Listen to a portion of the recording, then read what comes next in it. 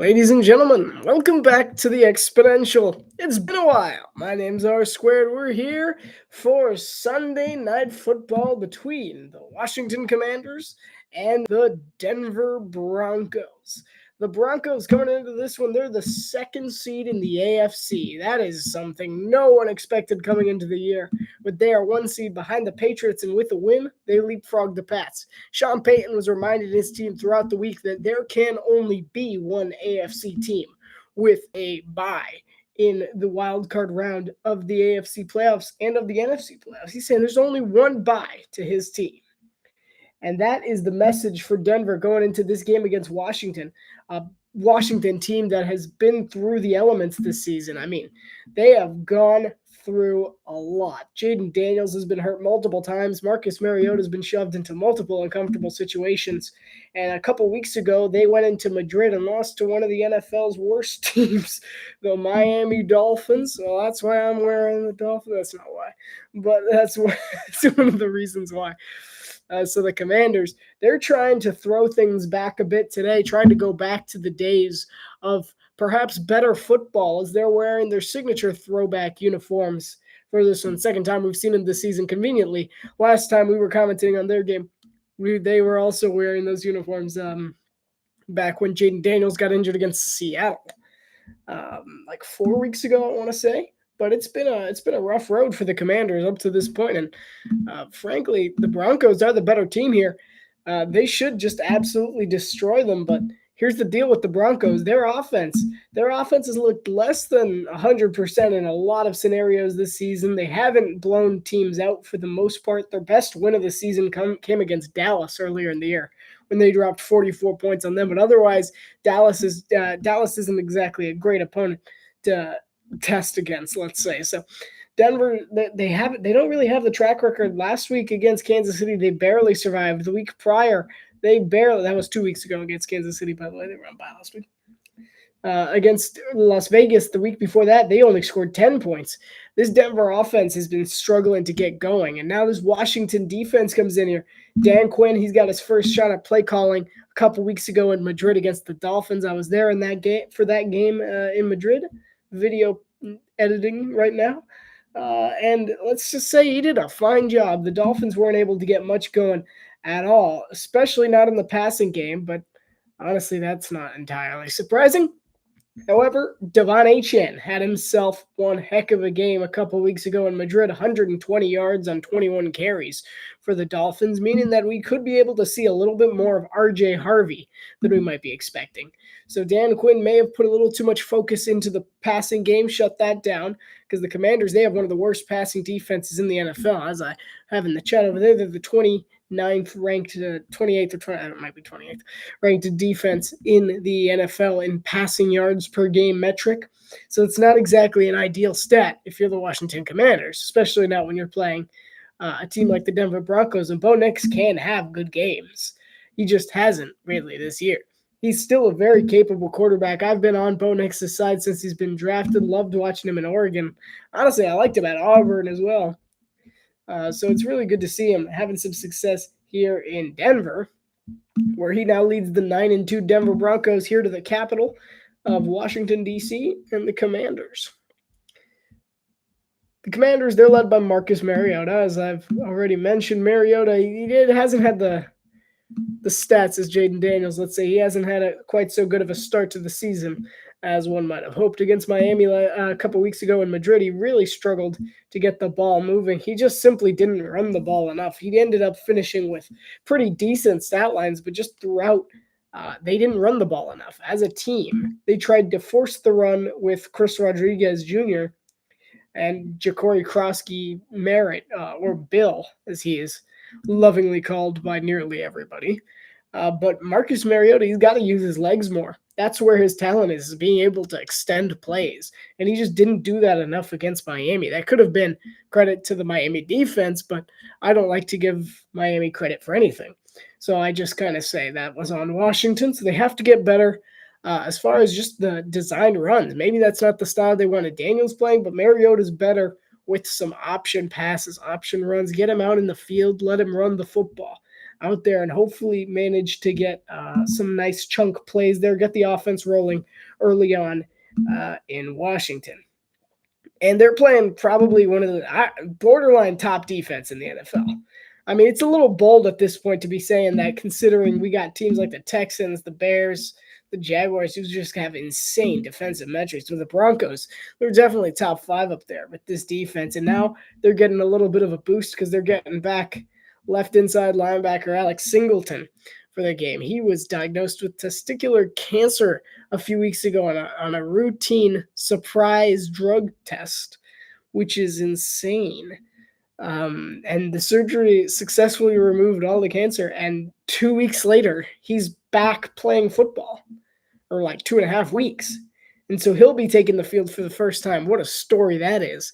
So we'll definitely be calling his name more than once with that phenomenal story. And also giving a boost to this defense, Patrick Surtain II is back on the field for the Denver Broncos after he's missed the last few games due to an injury. And now he is back here, and Patrick Surtain, reigning Defensive Player of the Year for the Broncos. Should be very interesting to see how he sizes up against Mariota. If I'm Mariota, I'm throwing the other way.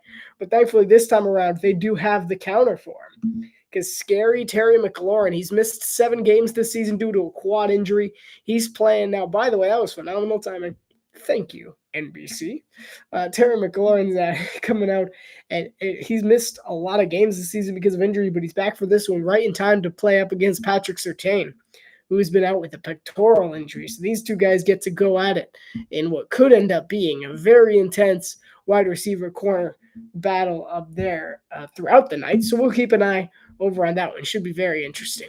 And that's who I was just talking about over there, Alex Singleton. He missed week 11. That's it. That's all he missed.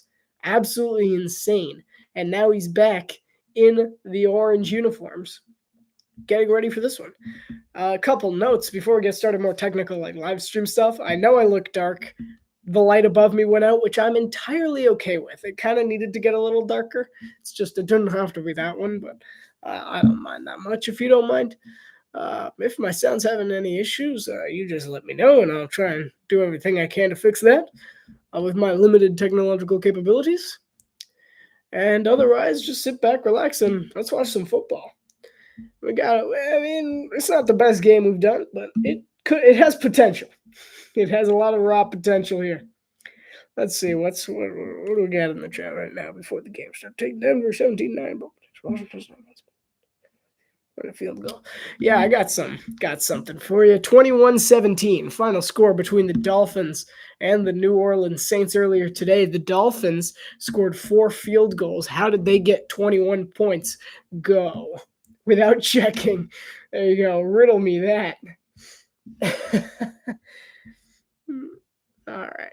So, honorary captains for this game. Got the Commanders, Charles Mann, Dexter Malley, and I missed the last name. I think it was Doug something. Out here for the Commanders, and we'll get to see the coin toss. Maybe. They'll actually show the coin toss. They never do that. We'll see. They flipped it. Looks like the Commanders won the toss, and they're going to elect to defer because Bo Nix got his 2-point return. Yeah, you probably saw it. But yeah, it was 4 field goals, an Achane touchdown, and a 2-point conversion attempt by the Saints, which then got intercepted and taken the other way for a pick 2. And that is how we got to a perfectly normal score of 21-17, even though there is absolutely nothing normal about that game. All right, so we're about to get underway here. The Broncos are going to get the ball first. Marvin Mims Jr. and Tyler Beatty are the returners for the Broncos. And the Commanders, a couple weeks ago, they fired their kicker in Madrid. You're welcome. He missed like 4 kicks. That guy was terrible. No offense to him. But I'm so shocked. He meant like the script was going nuts in Madrid for that game. It was like everything that could go wrong will go wrong. Neither of these teams want to win. So now the kicker is Jake Moody. You may remember him from the old San Francisco days. And so he's the new kicker. I believe he's taking over for Zane Gonzalez. And so this one's kicked off, and it will be returned at about the 1-yard line. Be taken out over the 20, and he will be tripped up at around the 25. It was Marvin Mims on the return. All right. This Broncos offense, we got Bo Nix at quarterback. RJ Harvey's worked his way into the starting running back role with J.K. Dobbins out for the year. Wide receiver unit, Troy Franklin, his old buddy at Oregon, has worked his way to the number one wide receiver, but he will not be outshined by Cortland Sutton. And Cortland Sutton's just a beast in all realms of the game. They also have little Jordan Humphrey, Marvin Mims Jr., and Pat Bryant rounding the group up. And, of course, the Joker or Jester, I forgot which one it is, Evan Ingram, signature of the handoff RJ Harvey. Sorry, I got distracted. Harvey's nice run to open up this game gets about 11 yards. So Evan Ingram, he's a signature of the Sean Payton offense for Denver. So we might see some creative stuff here. But to start this game, this is exactly the kind of things we were seeing against Miami and Madrid. It's just the holes were opening up early, and it's just a quick run up the middle. With that aggressive speed here, we might see things get a little out of hand for this Commanders defense. They cannot let RJ Harvey get going here early.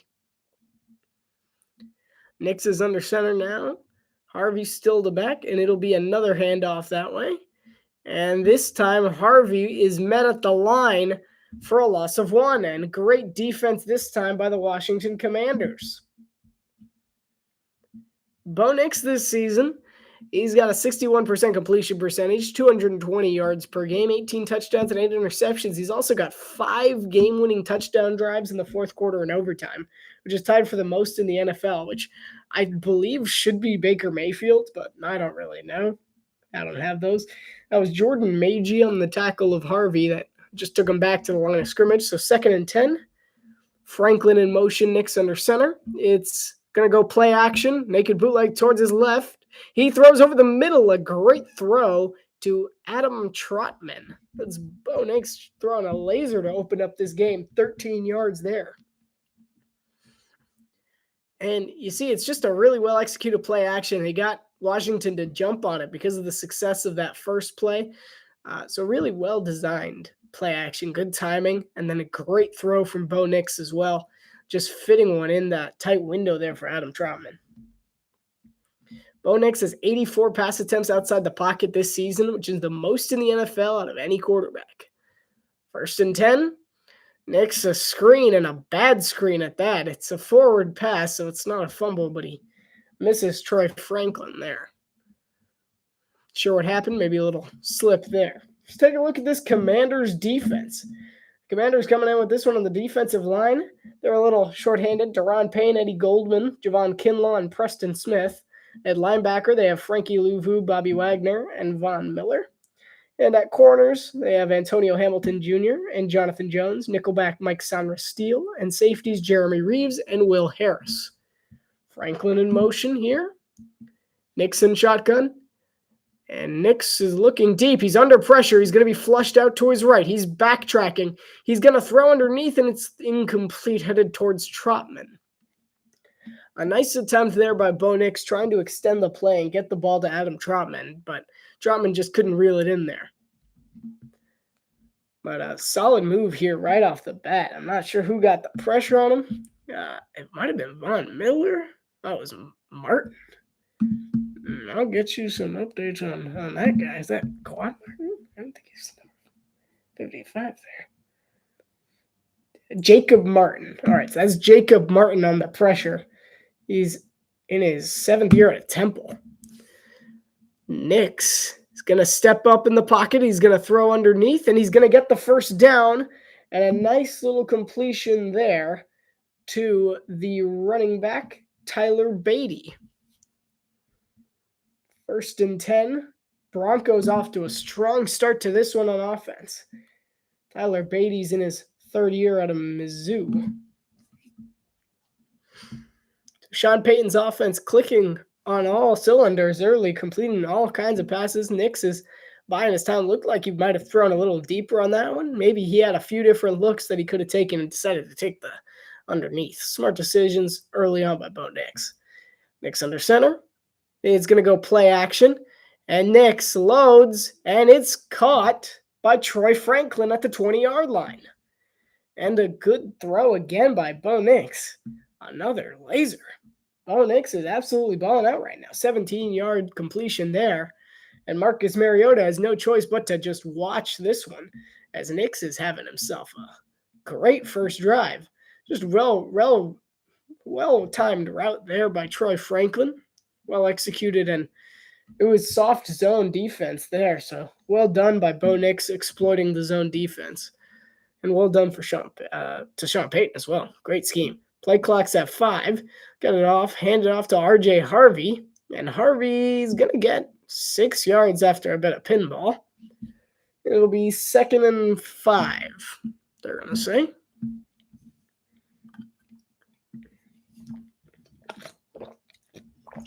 RJ Harvey this season, he's got 6 total touchdowns, which leads the entire team, other than probably Bo Nix. And then again, the Broncos offense has been kind of no, I'm kidding. It just leads the team in touchdowns, not the quarterback. 2nd and 5 for Denver. Nix to throw. Play action. He looks towards the end zone. It is caught. Oh, they're saying it's out of bounds. Oh, that would have been good. Looks like it was good pressure there by Will Harris. I thought he was in. It was a great attempt. Yeah, no, he's out. Yeah, okay. It was a good attempt by Evan Ingram. It was a great throw. But he just can't reel it in there. Foot's on the white line. Entire foot's on the white line. I don't know why I thought that was a catch. Still a great throw there by Bo Nix. It's 3rd and 5 now for Denver. Can Washington hold strong here in the red zone? They did really well with this against Miami and Madrid. Nix over the middle, incomplete, headed towards Pat Bryant. Good job by the Washington defense. Pass broken up by Bobby Wagner. It was a quick little slant, and it just did not get the job done. So it's 4th and 5 now, and it looks like Sean Payton is signaling his offense to stay on the field. They're at the Washington 15. No, never mind. He just waved the kicking unit on. So here comes Will Lutz to attempt a field goal. Man, so many brief moments of excitement on that drive. Just to end in a 33-yard field goal attempt from Will Lutz to start this game off. And Lutz's kick is up, and it is good. 3-0. The Broncos have the lead with a 33-yard Will Lutz field goal. Nice opening drive for the Broncos. Well executed by Bo Nix. Couple of great throws. But Washington's red zone defense prevails again. As I said, they were really good at this against Miami a couple weeks ago in Madrid. I mean, I don't think the Dolphins really struggled to get in the end zone throughout the entire game. Forced them to kick 3 field goals. They only managed to score once, and that was in the 4th quarter with Ollie Gordon. And that was early 4th quarter. So they bended quite a bit, but they never broke throughout the majority of the game. Dolphins got down there quite a bit, if I remember. Dolphins were basically living rent-free in the red zone, but they just could not score. Yeah, I mean, on that opening drive, they were in the 23 when their drive stalled out. So that was pretty close to the red zone. It was deep enough that I consider it around that time. Where's my mouse? Second drive for the Dolphins. The Dolphins made it all the way down to the 10 and then stalled out. 3rd drive, Dolphins. Yeah, forget about that one. 4th drive for the Dolphins. They made it all the way down to the Washington 2 and then turned it over on downs. Then the Dolphins finally scored on their a touchdown on their 4th red zone trip. And that was, by that time, they had only had 5 possessions throughout the first 4 possessions, 3 quarters. 3 of them, they made it to the red zone. They only got 2 field goals out of it. They had a quick punt on one. That was a 3-and-out. But then after that, they had the downs at the 1. Dolphins scored once more there. They had another quick punt later in the 4th. And then the Dolphins, they made it all the way down to the 1-yard line later, turned it over on downs. So right now, they're 1 of 6. 1 of 6 in the red zone. And then late in the game, of course, that barely counted because of that terrible Mariota interception. So the Dolphins, they made it to the red zone 6 times against the Commanders in Madrid. and the Commanders only let them score a touchdown once. So that's kind of what we're seeing a bit early. Good red zone defense by Commanders, or near red zone, pretty much red area. Red general area. That's what I feel whenever they say red area anyway. So they're around the red area when they came up with the stop here. So it'll be interesting to see if the Broncos can cash in. They don't really want to get into it's not a good idea if you're the Broncos. When you're 9-2 and you're playing a team is 3-8 and kind of wants a win right now, kind of needs a win right now. Otherwise, the playoffs seem, as it is, the playoffs seem distant for Washington, but a win here would help. Deebo Samuel drops the kickoff at the 1. He's got plenty of time to recover it, but it's not going to end well for the Commanders. So Marcus Mariota will be starting his drive at the 9-yard line. So out comes the Commanders' offense, led by Marcus Mariota, of course. Running backs Bill and Chris Rodriguez Jr., along with occasional Jeremy McNichols. Receiving unit, much better now. Terry McLaurin, Deebo Samuel, Treylon Burks, remember him, and Jalen Lane as well. Tight end Zach Ertz. Linemen Laramie Tunsil, Chris Paul, Tyler Biadazi, Sam Cosme, and Josh Connerly Jr. There was an illegal formation on the kickoff, I think.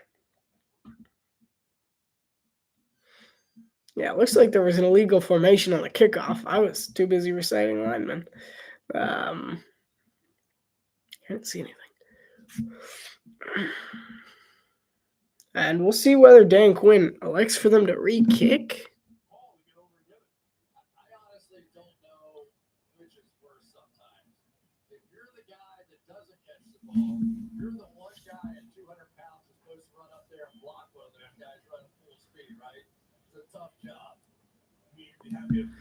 All right, so Dan Quinn does elect for them to re-kick the kickoff after Deebo Samuel had a less than ideal return to start this one off, so he's going to kick it back off again. Will Lutz is going to hit the other's corner this time. We feel it at the 7, and it'll be tripped up at the 21. Good special teams work again, this time by Taylor. And a nice play made. All right, now here comes the Washington offense. I'm not going to recite them this time. Don't worry. I'm not even going to bother. My mouse is just not working right now for some reason. So that was Jalen Lane on the return, I believe, for the Commanders. No, it wasn't actually. Who's 28? This is my life.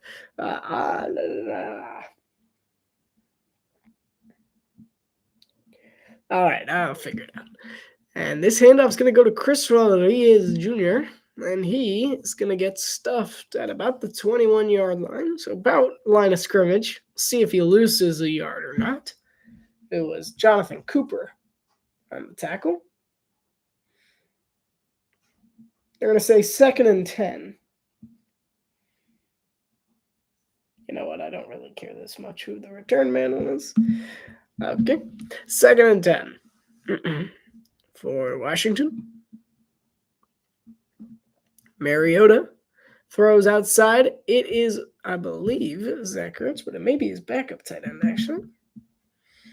I believe that is his backup tight end. John Bates.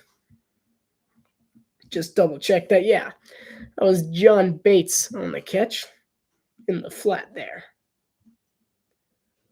All right, 3rd and 3 already for this Washington Commanders team after the John Bates 7-yard reception.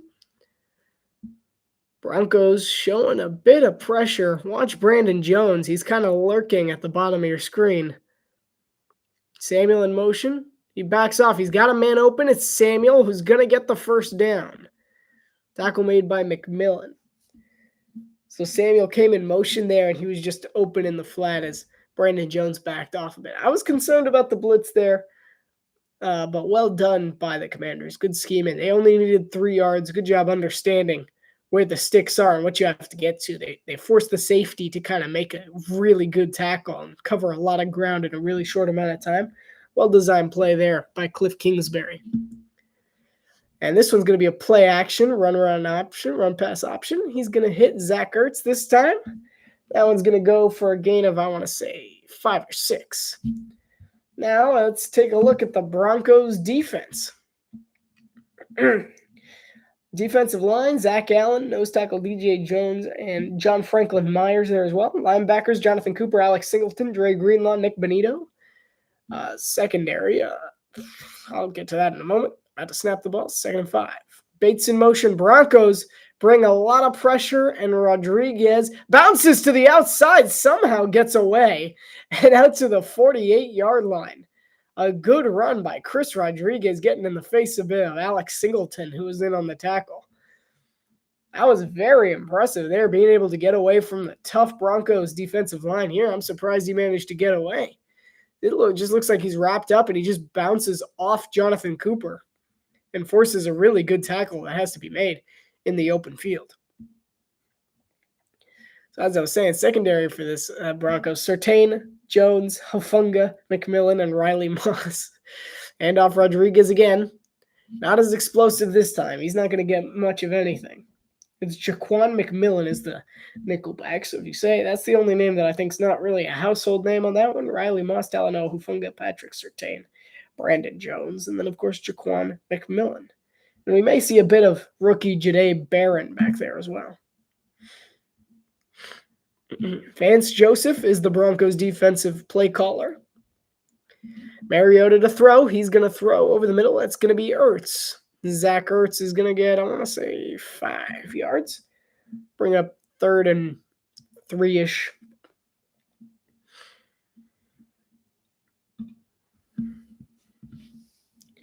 Mariota, I've expressed how much I like him as a backup quarterback. He's a phenomenal backup quarterback. He can come in and win games. He's just not he's not good enough necessarily to beat the true Super Bowl contenders. And in the case of Madrid, he wasn't good enough to beat the Dolphins. But I still think he's a very talented quarterback. He just needs to be used a little better than he was in the game against the Dolphins. 3rd and 4. Mariota. He's got happy feet. He throws way deep, and there's no one in town, but there's a flag. Well, Terry McLaurin and Patrick Surtain may have gotten a little tangled up there. Mariota threw to no man's land. Here's Land Clark with the call.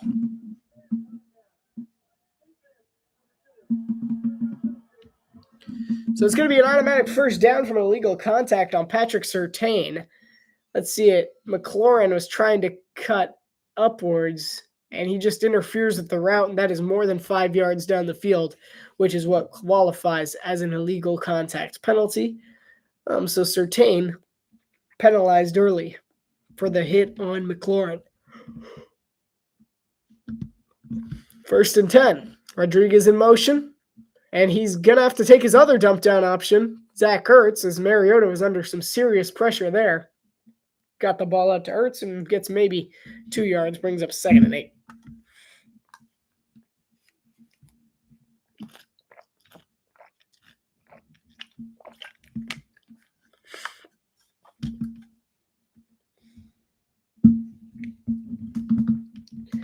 I'm going to do some early standing.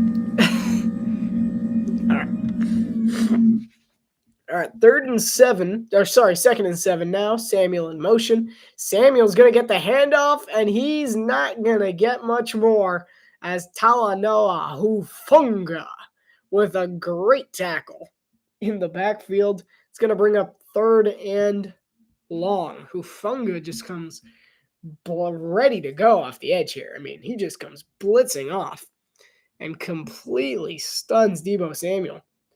That's a tough choice because Hufanga was outrunning anybody. That was impressive speed there. 3rd and 8 now. Samuel in motion on the baseline. Broncos show pressure. They rush 5 Singleton spies. Mariota throws one up deep, and it's incomplete. Good defense there by Riley Moss as he threw one up there clean for Jalen Lane, and Lane just couldn't come up with it. Great defense there by Riley Moss. Perfectly legal, just breaking the pass up. Not quite sure they're in the field goal range of Jake Moody yet. See, it was just a jump ball and just really good defense by Riley Moss. Head, his hand, it was all ball. I don't think there was much debate there on whether that could have been pass interference. It was good defense there by Riley Moss. So Tress Way is going to be punting this one away. And it's almost blocked there. And it'll be fair caught at the 11-yard line, where Bo Nix and the Denver Broncos will be starting drive number 2 up by 3 in D.C. All right, we're about 10 minutes into the first quarter. Initial reaction, the Broncos, about what I expected offensively. Defensively, they're giving the Commanders a little more space than I was expecting. They didn't bring the blitz as much as a Vance Joseph defense normally does. I was kind of expecting a little more blitz in on the first drive, but I'm sure it'll pick up as time goes on. They want to get Mariota uncomfortable as soon as possible because Marcus Mariota can get rattled very easily in the pocket. And so I feel like if they can get some hits on him, maybe then we might be seeing some of those errant throws that we know he can make based on the game in Madrid a couple weeks ago against the Dolphins, specifically that overtime interception there. So, yeah, I think they just need to get some pressure on him because Mariota's 5 for 6 to start the game. Nix, meanwhile, just needs to complete his passes. He doesn't need to take any risks.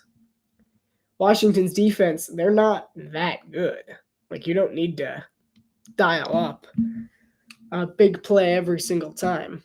Now, contrary to what Washington might have to do. Washington wants to get off to a quick start to this one. But Denver, they don't really need that. They can take it slow, get 5-10 yards, call it a day.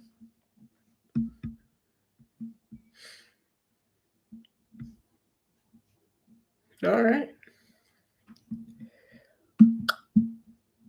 Probably next commercial break, I'll start doing Wide World of Sports. We'll talk whatever sport, really. I mean, if you want to do NBA, we could do NBA. Otherwise, I'm going to talk about NFL, Thanksgiving, Black Friday, this afternoon's games, and probably college football as well, just so I can rant on some stuff because that situation is just, it's embarrassing for multiple teams. You know, what they're doing, thinking that, Duke or Virginia is going to be more entertaining than, I would even go as far to say that Texas is a bit more entertaining than Virginia. Miami's definitely more entertaining than Virginia, but we'll get there later. So keep an ear out for that one when I get to go off on the total bias of the college football playoff committee and how I'm starting to think we need a change in leadership up there because it's preposterous. 1st and 10 from the 11-yard line back in D.C. Play action. Nix rolls to his right. He pumps. Oh, no. And he grounds it.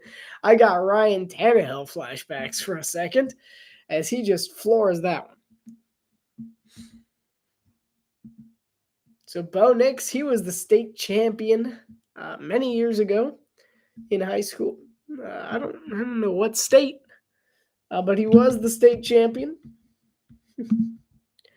The Broncos offense since 2024, they've allowed 37 sacks and 20% pressure rate, which is both the lowest in the NFL. So Nix has gotten a bit of a comfortable chair to sit in.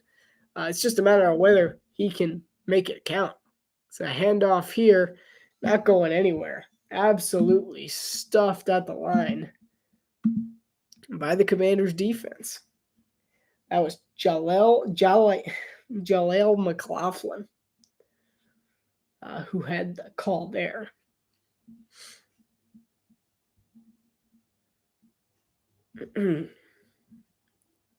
All right. 3rd and 9. Tyler Beatty is the running back for Denver on this one.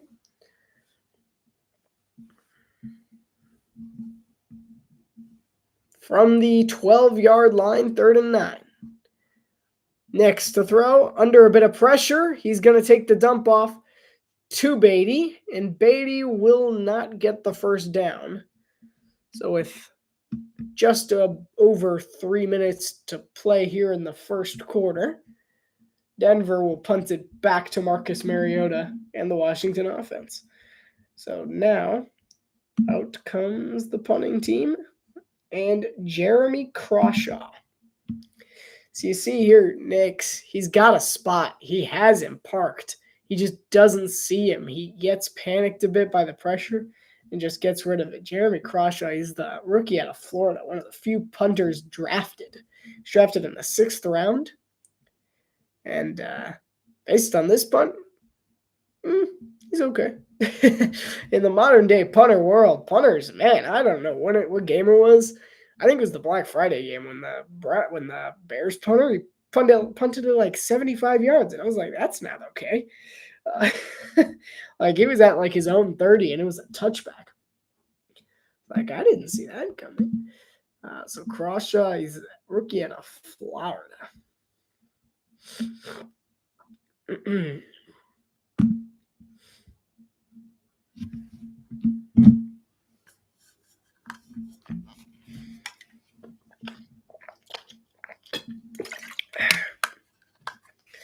Couple of other additions to my setup, as you may or may not have noticed.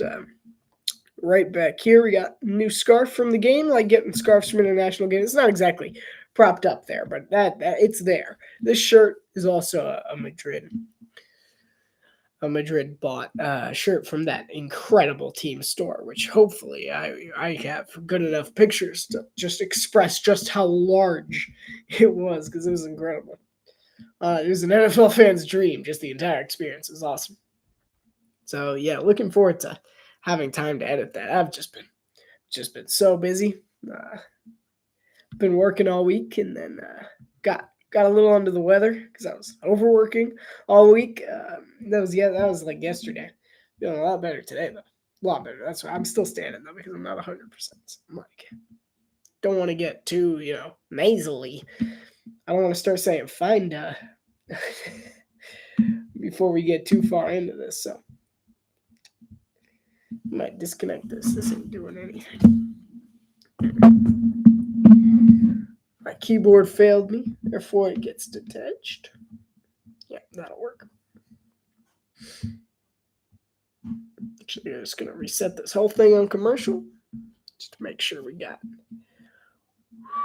everything working fine here. And I believe the game is about to come back on. So, yeah, it's about to come back on. Otherwise, I was going to start with the recap. Do that on the next commercial. Between the Rockies in a hard place, this Broncos defense, through week 12, 17.5 points allowed per game. They've been ice cold, no offense allowed. Through week 12, 49 sacks, which is the most in the NFL through 11 games since 2020. Through week 12, the Broncos sack leaders Nick Bonito, Jonathan Cooper, and Zach Allen, 9.5, 7.5, and 6. They're the only team with 3 players with 6+ sacks. Denver gets home a lot. And really, that's what they have to do today. Rattle Mariota, probably on this drive, just hit him. Get him off his feet, And a really solid run here by Chris Rodriguez Jr. Oh, and he's good. He's good. His leg didn't look like it bent a very good way when he stood up. Maybe it buckled a bit. But a really solid run there by Chris Rodriguez. It's going to be 1st and 10 for Washington now. From the Denver 49-yard line.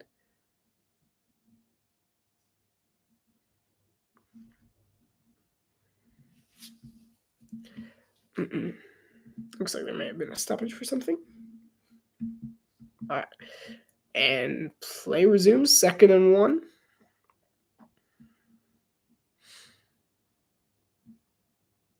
Yeah, I really not entirely sure what's going on here.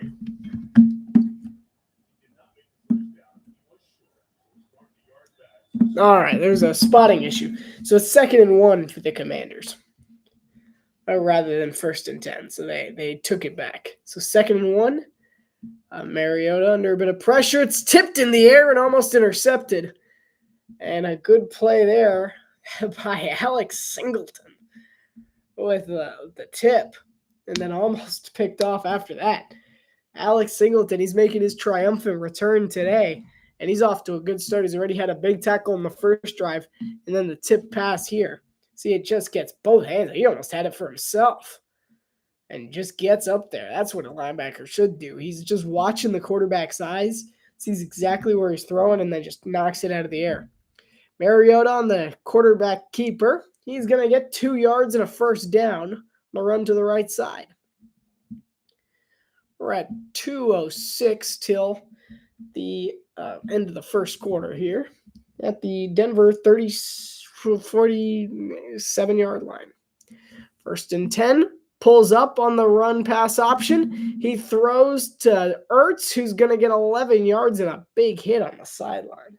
So 1st and 10 to the 36. It was Brandon Jones on the tackle. So this story about Alex Singleton, if you haven't heard it yet, I mean, it's been crazy. Following it these last couple of weeks have just been absolutely insane. Just watching him, and this recovery speed for this, and the chance of it. I mean, there's no such thing as coincidences, y'all. Like, crazy. 1st and 10 from the 46-yard line. Handoff Rodriguez, nowhere to go. Talanoa Hufanga blows it up in the backfield. It's going to go for a loss of 2. Incredible. He just splits right through. Rodriguez just has nowhere to go. He cut to the I don't know what happened there. Offensive line just kind of collapsed. There was 3. Hufanga didn't get there. He wasn't going to get anywhere anyway. He was wrapped up. 2nd and 12 now for the Commanders. The Broncos are one of the top teams in creating havoc plays like that one. So Samuel in motion. Mariota throws quickly. This one's going to be incomplete. He tries to throw it quickly to Zach Ertz, and he just hits the floor. So 3rd and 12 now. Commanders still not in comfortable field goal range for Jake Moody, who was, as you know, cut from the 49ers for not being able to make long field goals. So that's kind of the issue here. They need to get probably, I would say, 7 more yards to be in his range, safely in his range. 3rd and 12 now. Broncos have the best 3rd down defense in the NFL. And it's a handoff. And he's still on his feet. It's McNichols. He gets the first down. What a run, Jeremy McNichols. Wow. And to end the first quarter on a high note, Jeremy McNichols, it's just a simple run up the middle. It looked like almost Hufanga blew it up again. It came really close. And McNichols just spins out of it into his own lineman. And Josh Connolly Jr. just kind of guides him the rest of the way. Wow. And great job getting reoriented there by McNichols as well. So the end of the first quarter, the Commanders are driving after a big run from Jeremy McNichols. And the Broncos defense, how about that top-ranked 3rd down defense? I shouldn't have said that. My bad. End of the first quarter in D.C., Denver 3, Commanders 0. As we know, hopefully you all had a happy Thanksgiving this week. I know I certainly did, even though I'm not in America to celebrate the American festivities. I still got to enjoy some good old-fashioned turkey. And, normal. Sweet potato casserole, absolutely delicious this year, gotta say. Surprisingly, cranberry sauce is pretty good as well, Canned cranberry sauce, you gotta go with the can, otherwise it's not really having it. So absolutely 100% the correct choice there. Gotta go canned. What you doing? You trying to make homemade cranberry sauce? No. So Thanksgiving Day, all good things on Thanksgiving Day. You got the Macy's Thanksgiving Day Parade. You got the dog show, the Best in Show. You got food, and you got football. So let's focus on item number 4 on that list, football. Now, the Packers take down the Lions 31-24 to open up the Thanksgiving Day slate. Jordan Love was absolutely torching the Lions defense throughout the game. And really, I give a lot of credit to Jeff Hafley's group for shutting down the Lions' run game. They were forcing Goff to throw all the time. That was just a really impressive game from Hafley's defense. I think the Packers played the Lions about as good as against. That was a playoff atmosphere in Detroit, and Green Bay came out and won a big game and hopefully holds the tiebreaker against them now. Second game of the window, Cowboys Chiefs. The Cowboys decided that they want to feast on Thanksgiving, and so the Chiefs, they're not looking good, boss. They're not looking good. They really just there was just something off throughout the entire game. There was just something slightly off with them. The score makes it look like it was a close game, but for the most part, it kind of just felt like Dallas was in control there. And then the last game, I missed this one. I went to bed. Cincinnati, Baltimore, but Joe Burrow's return was phenomenal. He went off 24-46, 2 touchdowns, 261 yards passing. The Broncos offense just started clicking again. They threw the ball to Jamar Chase. Who would have thunk it? He had a great game, beats the Ravens 32-14. So the Chiefs and the Ravens not looking so hot in the AFC playoff picture. Mariota's going to hand it off to Chris Rodriguez Jr., and he's going to get 3 or 4 yards. Before we stopped, I want to say 2nd and 6. Coming up for Washington. A little bit of jawing back and forth. Chris Rodriguez talking a big game for a small little fella. Cameras also. Yeah. I like it. I don't say anything wrong. I mean, I wouldn't have him more than once a year. Play action, Mariota. He's under pressure. He's going to have to run it himself. Throws, takes a huge hit, and it's intercepted, and it's taken back the other way. He's at the 30, and he's taken down at the 35. And Mariota, that's what I was saying. If you hit him, he makes the mistakes. And Denver finally brings the blitz. And Mariota makes a huge mistake. This was a rookie mistake from a veteran here. You don't throw this. I don't know if he was trying to throw it away. He steps up, and he just kind of takes a shot and gets absolutely drilled. And then it just gets jumped. Dre Greenlaw with the interception there. And he takes it. Ooh, that's a big hit taken there. Then Greenlaw just tops it. I mean, it's not a favorable matchup. Dre Greenlaw against Chris Rodriguez Jr. That's not a mistake Marcus Mariota usually makes there. So the Commanders' momentum no longer exists. And now Denver is on the field. So a great drive turns to disaster. And now the Broncos have the football at their own 34-yard line. And Nix is going to hand this one off to R.J. Harvey, who's going to get 3 or 4. They're going to give him 4, 2nd and 6 coming up. Excuse me, for Denver. And brown shirt. That's funny. I don't like stuffing, personally. That's the one I'm just like, it's okay.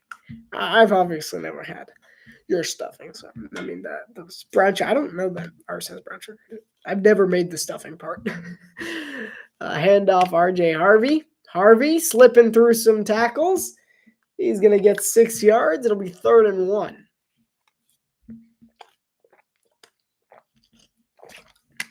Yeah, I don't know that I've ever made this stuffing. What is that? Is that like a go-go squeeze? Someone, what was Mariota drinking there? Was that saline or? It looked like go-go squeeze. It really did. Commanders defense allowed per game. They allowed 28 points and a lot of yards. First 10 weeks of the season wasn't much better against Miami, but they kept them out of the end zone, which is the big thing. Handoff here, showing a bit of that fullback in the game. Adam Prentice gets a solid 3 yards and a first down. Love the fullbacks. That's my guys, the fullbacks. Stuffing can vary wildly depending on Mesa. Yeah, I don't know. I've tried it like once and I didn't like it, and I've never really tried it again. I tried 3 bites of it. That's the rule. Got to try 3 bites. That's it. Try 3 if you don't like it after that. Whatever. 1st and 10. Knicks play action, pulls it up, and he misses Ingram. That was just I'm not sure what happened there. It looks like Ingram thought it was going to be a screen, like more of a screen, and Knicks threw it in front of him. And it took too much of an overcorrection for Evan Ingram to reel that one in. Yeah. All right. 2nd and 10. Knicks under pressure steps up. Knicks is going to take it himself, and he's going to slide safely after a gain of 5. 3rd and 5 for the Broncos coming up. Bros a point back in fantasy. His son's opponent has Robinson. Giants. Wandale? Like Wandale Robinson? I can tell you we'll know after this game. Because Wandale Robinson, if that's who you're talking, he can get like a solid 4 to 6 fantasy points. Unless he scores, which is like very rarely. 3rd and 5. Play clock at 5. Ooh, there's a false start if I've ever seen it. Looks like they missed it. Troy Franklin. He didn't get there. 4th down. I'm sorry. There was a lot wrong there. I'm pretty sure the right tackle jumped early, and they missed it. And he didn't get the 1st down anyway. So 4th and 1 coming up for Denver. It's got 30. Really? Huh. I mean, I guess the Giants are a little short-handed. But at the same time, it's also the Patriots' defense. So I would say, like, by halftime, yeah, Courtland Sutton hasn't touched the ball yet. I'll say that. He's been out-touched by pretty much everyone else so far. A play action, 4th and 1. Knicks gets it to Trotman. What a move! Adam Trotman still on his feet and out at the 25. How about that? And Adam Trotman going crazy right now. Wow. I did not see that coming. He just slips out underneath. Really good vision by Bo Nix being able to make the throw, and then what a move here. He just sends him flying like a Madden game, then stays in bounds off the 2nd tackle. He said Igbenogany. I don't miss that guy. There's Noah Igbenogany went flying out. I've gotten really good at saying his name, by the way. That's how they said it in Miami. So, former Dolphin, everybody. He does not make the all Dolphins team. I should make one. I tell you, there's enough Dolphins to make the Super Bowl, like enough former Dolphins everywhere else in the NFL to make a really good team, like playoff caliber team. And yet, if we called them the Dolphins, they would still lose. But if we called them the Eagles, they were going to the Super Bowl.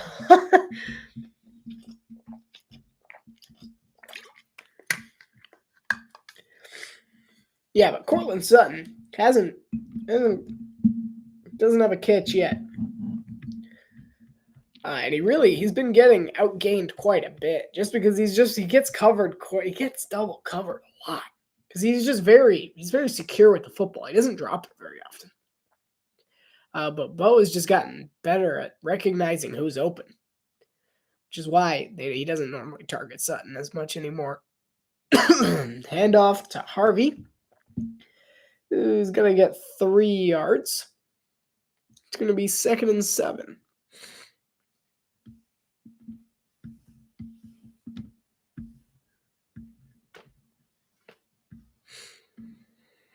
Hey, look, there's your fellas, Mike Tirico and Chris Collinsworth.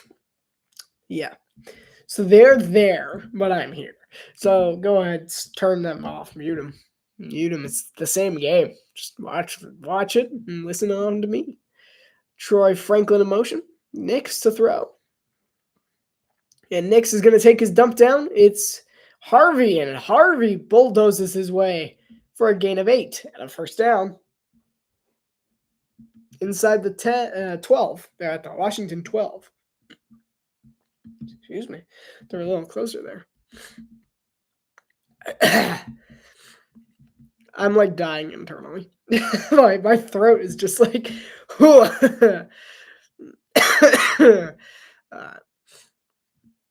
Nick's handoff, nowhere to go. He's body slammed and blown up. It's Darren Payne.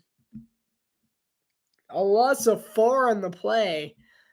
Big defensive tackle here, Payne. He just kind of slices right through and just swallows up RJ Harvey there. It's like when a tsunami's coming at Tokyo and they got no idea what to do. He's just standing there. That's a big fella. Went up with a big play there. 2nd and 14 as the Commanders try and keep the Broncos out of the end zone yet again. Handoff this time. It's in solid run. He's going to get 6 yards. That's Jaleel McLaughlin. Tackle made by Payne and Reeves. 3rd down now. 8.5 to go here in the first half. Broncos lead by 3. And they are at the 10-yard line. It's 3rd and 8. Will this Commanders defense hold strong yet again? They've been really good since Dan Quinn's taken over at just bending but not breaking. And that's a decent philosophy to have. So Nix to throw, 3rd and 8. Steps up. He's wrapped up. He's still alive. Under pressure, spikes it. Get on the ball. They're saying, Denver got on it anyway. They're saying incomplete, but in case that was a fumble, you need to get some better discipline, jump on that football. It's going to be 4th down, so it was a forward pass.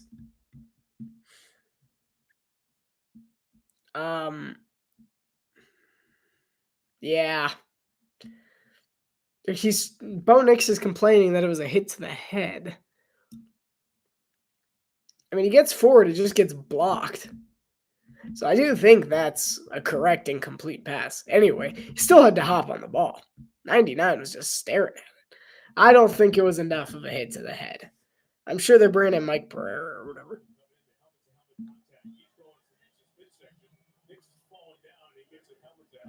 No, I didn't see anything. So Will Lutz, his second 33-yard field goal of the day is good. They're saying this one's 28, actually. It's just the wrong one there. But regardless, Commanders defense holds strong for the second time. 6-0 Broncos lead in D.C. over the Commanders. All right. All right. Interesting. All right. Let's take a look at the Black Friday game. The Bears and the Eagles. Throughout this game, I was just thinking the Eagles look broken. They just look broke. Saquon's he's not having the season he used to. Like he was having last year. Not even close. Like this is a guy who was in the MVP candidacy last year. And this year he's barely averaging like 50 yards a game. He's having just a down year for him. I'm not sure what's going on. But he's got to get his head in the game a bit more. Because right now he's what's costing the Eagles offense. Because Hurts is good. He's good. But is he really that good? Which is kind of the question we have to ask ourselves. Like, yeah, I believe Jalen Hurts is a top 10 quarterback. I don't believe he's like Josh Allen. I don't believe he can carry the team on his back all on his own. I think he needs a little bit of help. And, he didn't get much. Meanwhile, Ben Johnson has the Bears as the number 1 team in the NFC right now. I told you, people were like complaining after the Bears started badly. They're like, oh no, the Bears are doing terribly. Their offense looks so bad. They lost to the Vikings and the Lions in the first 2 weeks. Then they barely beat the Raiders and Commanders by the same score. We're complaining, even though we're winning football games. I don't get that. That frustrates me. I'm over here. I'm a Dolphins fan. What are you complaining about? You're winning. Granted, I'm upset about the game against New Orleans, but we also played this. It was also the Saints. Like, they're not very good themselves. And that was a terror. We tried so hard to lose. The Bears didn't. The Bears tried very hard to win in all their games. Like, they have been a perfectly fine team. But let me tell you, someone who's really come into his own is Kyle Monangai, as a rookie out of Rutgers. He's been phenomenal for Chicago. Really, really good. 130 yards and a touchdown against Philadelphia. I mean, he's just getting more and more time, and I'm starting to think Chicago might have something here with this young man. So Chicago's finally blossoming into the young, creative offense that Ben Johnson promised. And I told you, just give it time, y'all.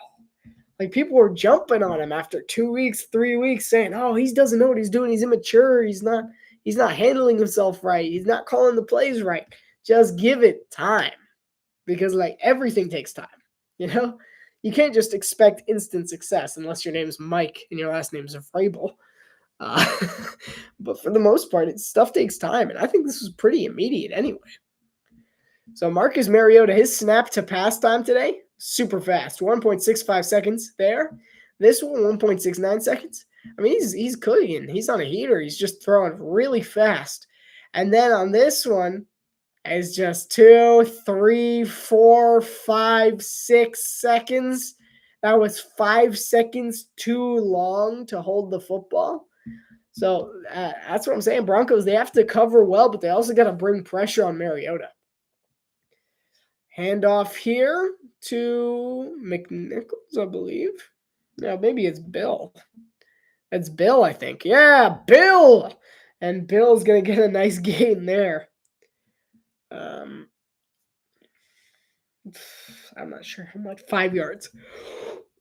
Bill this season, he leads the team in rushing yards, rushes, and rushing touchdowns, but he's not even listed as the number one running back on the team. But he's been pretty good. He's coming into his own nicely. So entering a 16. 2nd and 4. McLaurin in motion. Handoff to Bill again with a nice burst of speed up past the 47-ish yard line.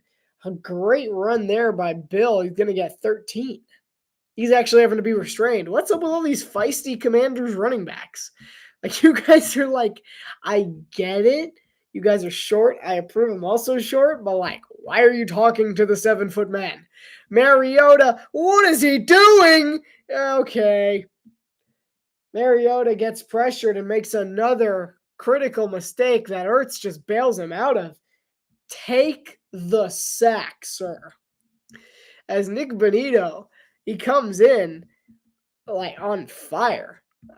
He smokes everyone. And then Mariota tries to lateral it to John Bates. Like, it was clearly a lateral. And then Bates hops on top of it, just barely. Now, Nick Bonito this season, he's been incredible. He's 26 out of Oklahoma. He's in his prime right now, and you can really tell he's on fire. He's one of the early candidates for Defensive Player of the Year. So 2nd and 17 now for Washington. Quick throw towards Deebo Samuel. He's going to get 5 yards. 3rd and 12 coming up for Washington. Just keep the release quick at this point. You know it's working. You know it's not. Denver, get pressure on him. Rally. They're doing a good job. Just rattle him. So far, twice now, he's held the ball for more than 2 seconds, and you've gotten pressure on him. And those have been both the times that he's messed up. Just got to keep it like that. But Mariota, if you're just run, either run or just take the sack. You're smarter than this. So 3rd and 12 now. Benito's double teamed. Mariota rolls right. He's going to take it himself. He's going to get the first down. Why don't they listen to me more? First down, Washington. Just over 5 minutes to play. Sorry. So Mariota, you see, he's just got no one open immediately.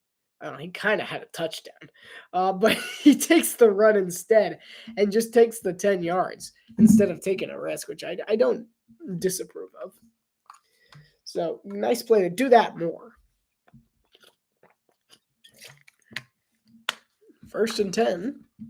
Bill is the running back. Bates in motion. Handoff. Oh, no, it's a draw. There's a run option. And Mariota's going to lose a yard. Nice tackle made there by Q Robinson. Q Robinson spelled Q-U-E is in line. But Q.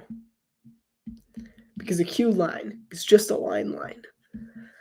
Second down and 11 now for Washington. Q Robinson's rookie 4th round pick out of Alabama. Go Bama. Roll Tide. So Mariota, a little pump fake, hate it. Throws over the middle. He's got him on the floater. It's Zach Ertz. First down, Washington. 21 yards. I don't like pump fakes that much because it just tells them generally where you're throwing. It just gives the defense a little more time to catch up with you. No, but that was a good throw by Mariota. He just kind of floats it up, and Ertz does a nice job coming down with it. Hand off to Bill. He's going to get 2 yards. So you're going to give him 1, 2nd and 9. 3.5 to play here in the second quarter.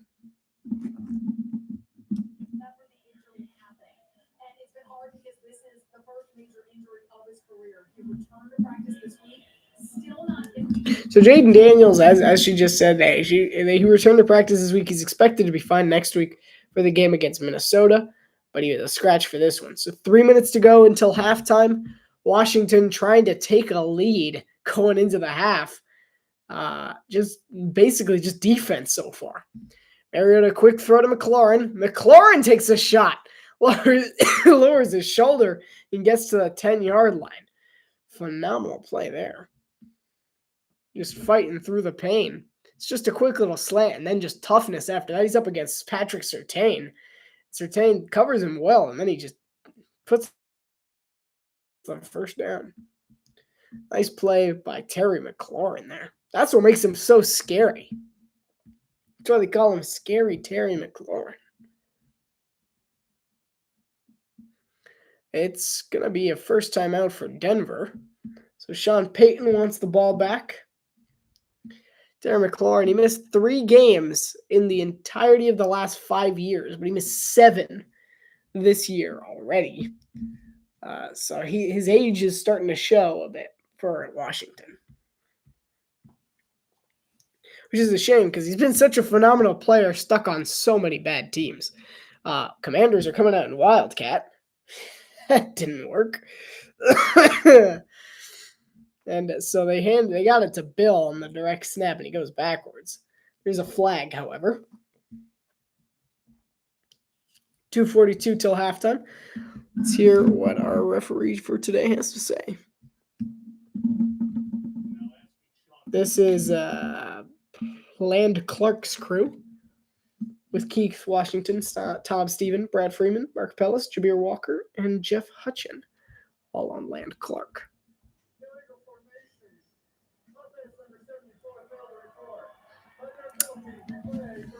Rookie mistake. So Brandon Coleman failed to report as eligible, and he was off the line of scrimmage. So that'll result in a penalty for the Commanders. Yeah, right. But confusion. I see. Yeah, okay. Yeah. Anyway, well done there by the Broncos shutting down the Wildcats. So 1st and 15 now, 42 seconds till the 2-minute warning. No show of respect there between Talanoa Hufanga and Bill. Sean Payton, is he telling him when he's going to call timeout? Cheeky. Never seen a ref pull out a notepad before. He's like, you can make out that to what card number? 1st and 15. I forget I said that. 1st and 15 for Washington at the 16-yard line. Mariota, wow, that was bad. All right. He was a direct quarterback design run there and just got blown up by Zach Allen. Timeout number 2 by Denver. Design run, he ran right into him. Just hit a wall. Yeah, I don't think he was getting anywhere anyway. So be it a Tadsy, just misses his Zach Allen, he engulfed him. That's just a bigger as a flag, probably for some extracurricular of what happened after the play. So Dan Quinn talking to Cliff Kingsbury now. Might be on Washington.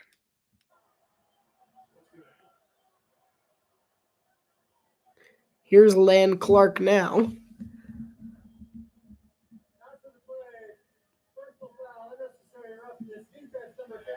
Wow. So unnecessary roughness on Nick Bonito. Let's see what it was. Yeah.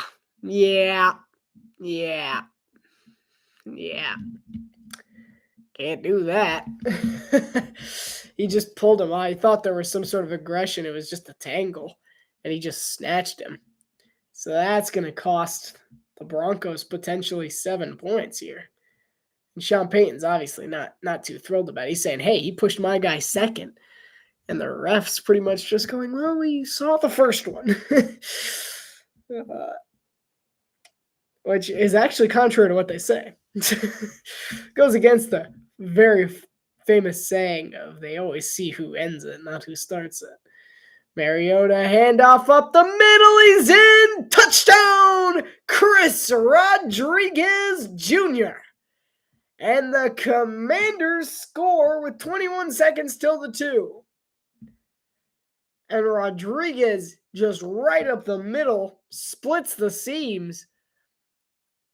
And we've seen this run a few times already, and Rodriguez, he just comes right through, lowers the shoulder. Oh, and look at the contact here. Just boom, and right on into the end zone. Great power run by Chris Rodriguez. And the Commanders, pending the extra point, it's the first ever kick by Jake Moody in a Commanders uniform. It was a bad snap, great hold, great kick. 7-6. The Commanders have the lead with 2:21 till the half. Chris Rodriguez saying, get out of my way. And Washington has a 1-point lead, but Denver's got some time left and a timeout. We'll see after this. How about that? 7-6. I told you. It could be a good game. It could be a good game. It always had the potential to be a good game. What I said at the beginning, I don't know if you heard or not. But what I was saying is that if Washington can keep it low scoring, like a low scoring dogfight, that's what they want. That's the way to win. If they can keep Denver's offense playing like normal Denver offense, then they have a chance of winning, which is exactly what they're doing now. They're getting them in the red zone, and then they're stuffing them, forcing them to kick the field goal, which is resulting in more problems for Denver. Because now Washington's just had one good drive, and they're winning by 1 now. They gave them a little too much time, but still, good start nonetheless. So nicely done, nicely done first half by both teams. Very decent game so far defensively. But in the long game, Washington seems to have won, at least for now. We'll see how Denver responds. So we talked about the Eagles and excuse me. The Eagles and the Bears. Sunday's game was kind of crazy. The Dolphins beat the Saints with 4 field goals, a touchdown, and a pick 2. That game was awful. Misery to watch. Wow, it was so unnecessarily close. Tua was trash, but what else is new? But the Dolphins, they're on a bit of a hot streak. And it is so sad that now that I look at the playoff pictures and stuff, the Dolphins are in the hunt. Like, that's terrible. How bad is the AFC this year? Like, that's awful. They shouldn't even be close. But they are. And then another game in that early window, Shadur Sanders' home debut didn't go so well. 49ers shut him down. Won that one 26-8.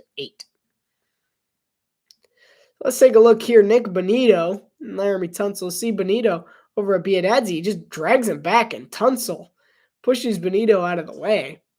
And granted, Bonito kind of started it. But there could have been a case for offsetting penalties. And then Rodriguez lowers his shoulder to score the touchdown. Oh, I gotta wake up. We're not even at halftime yet.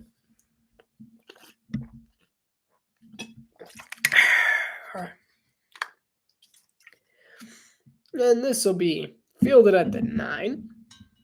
And it's a solid return. Terrible camera angle, but a solid return. So Denver, I want to say 35. So let's take a look at the first-round quarterback class, sophomore year records. Back of the class, Daniels, McCarthy, Penix, all currently injured right now. And their combined records like 7-18. Front of the class, though, Caleb Williams, Drake May, Bo Nix. These guys, 28 and 7. 28 and 7 between the three of them. So Bo Nix is the most wins of most wins in 2 seasons, whatever. Nix throws. He's going to take underneath option. Solid burst of speed there by Mims. Not going to get there. It'll bring up the 2-minute warning. I don't think they're going to get the snap off. No. So 2-minute warning from DC. The D is for Denver. The C is for Commanders. And Denver's down by 1, but the Commanders are crawling their way towards a potential victory, potential upset. But Denver's they have the ball. 2 minutes. I don't know where I was going with that really, but okay. Other news around the NFL earlier: Jaguars obliterated the Titans. I'm telling you, the Titans shouldn't have fired Brian Callahan. They had absolutely no reason in their right mind to do so, which is why I truly believe that Amy Adams, whatever her name is truly one of the worst owners in the NFL. That was just the wrong decision. I don't know why she decided to fire him, especially not at that point in the season. And when we all knew that he was going to come out over here and having not won since Callahan, by the way. Mike McCoy has done a terrible job. So generally not thrilled. With that decision, I think it was the worst decision that she could have made. I should have kept him on till the end of the year. Seeing if there was any progress. Like, you can't do that to a rookie. He just got the rookie quarterback. Like, what do you want? Like, you can't be expecting immediate success. I don't think she gave him a reasonable chance there to make a difference in Tennessee. Other game, we had another AFC South matchup, Texans and Colts. Texans took this one. People have been telling me, sorry, give me a second. I'm going to sit down.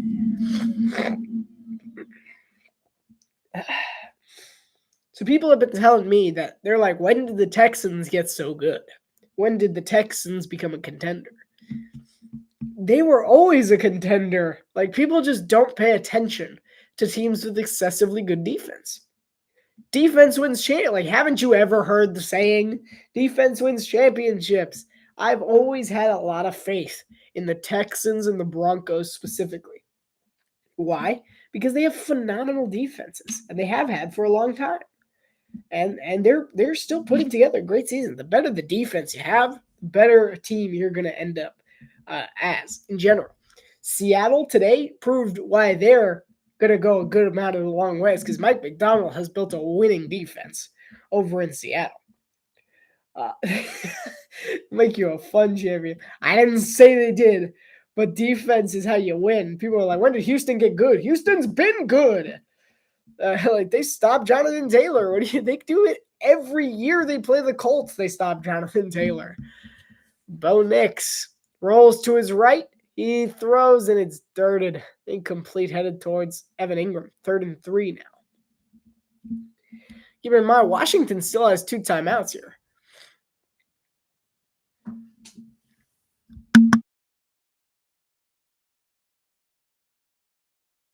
So Nix, he rolls, so he's got him open. He just misses him, underthrows him.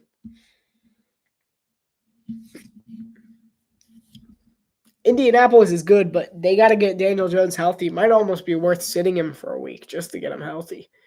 Play Sam Ehlinger. Bo Nix throws over the middle. He's got Mims, I think. Yeah, Marvin Mims.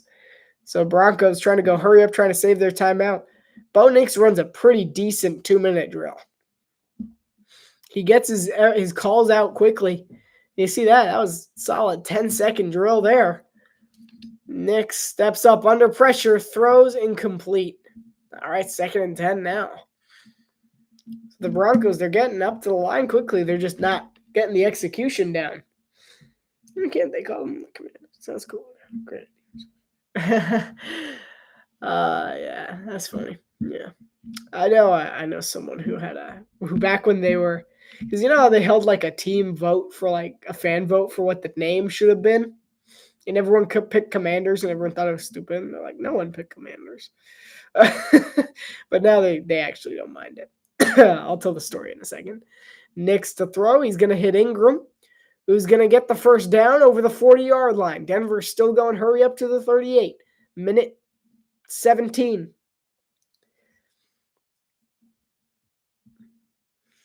That was all Evan Ingram there. First and 10, minute and 7. Next, the snap. He doesn't have long to throw. He's going to hit Cortland Sutton for a gain of 13 and a first down. Clock's still winding, 55 seconds. Bo Nix is 11 of 20 for 120 yards. What a 2-minute drive. Next, from the 26. Throws quickly to Ingram over the 20 into the red zone, over the 18. They're still going hurry up. Timeout Denver. They're in it for the touchdown.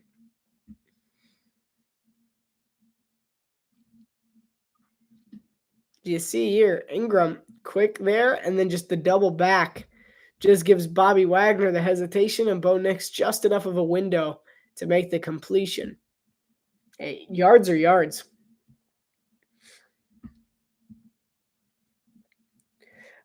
So I knew someone who in the fan vote commented that they should be named the Machines. And now just put it together and hopefully it'll click in your head about why they found that so incredibly funny. Like, look at it. This is ridiculous. Why are the Dolphins in this? They're so bad. Okay. Anyway. The Broncos, they're the number 2 team in the AFC, and if with a win, they're the number 1 seed. And the Jaguars are at the top of the AFC South. Ravens at the top of the AFC North again. And it's just the AFC's a mess right now. Bo Nix throws quickly to the sideline. It's Ingram who gets out of bounds. Great play design to the 11-yard line. 34 seconds to play. What a beautiful 2-minute drive. It's raining. 34 seconds, and the Broncos need 11 yards. Will the Commanders' defense hold strong? Maybe a little winded right now at the rate that they've been going. Bright white uniforms for sure, definitely. First and 10. Nix to throw. Bo Nix, he's going to take the dump down. He's upended. Mike Senra Steele takes out Tyler Beatty on the sideline, but he does get out of bounds anyway. But it doesn't allow him to get any forward progress.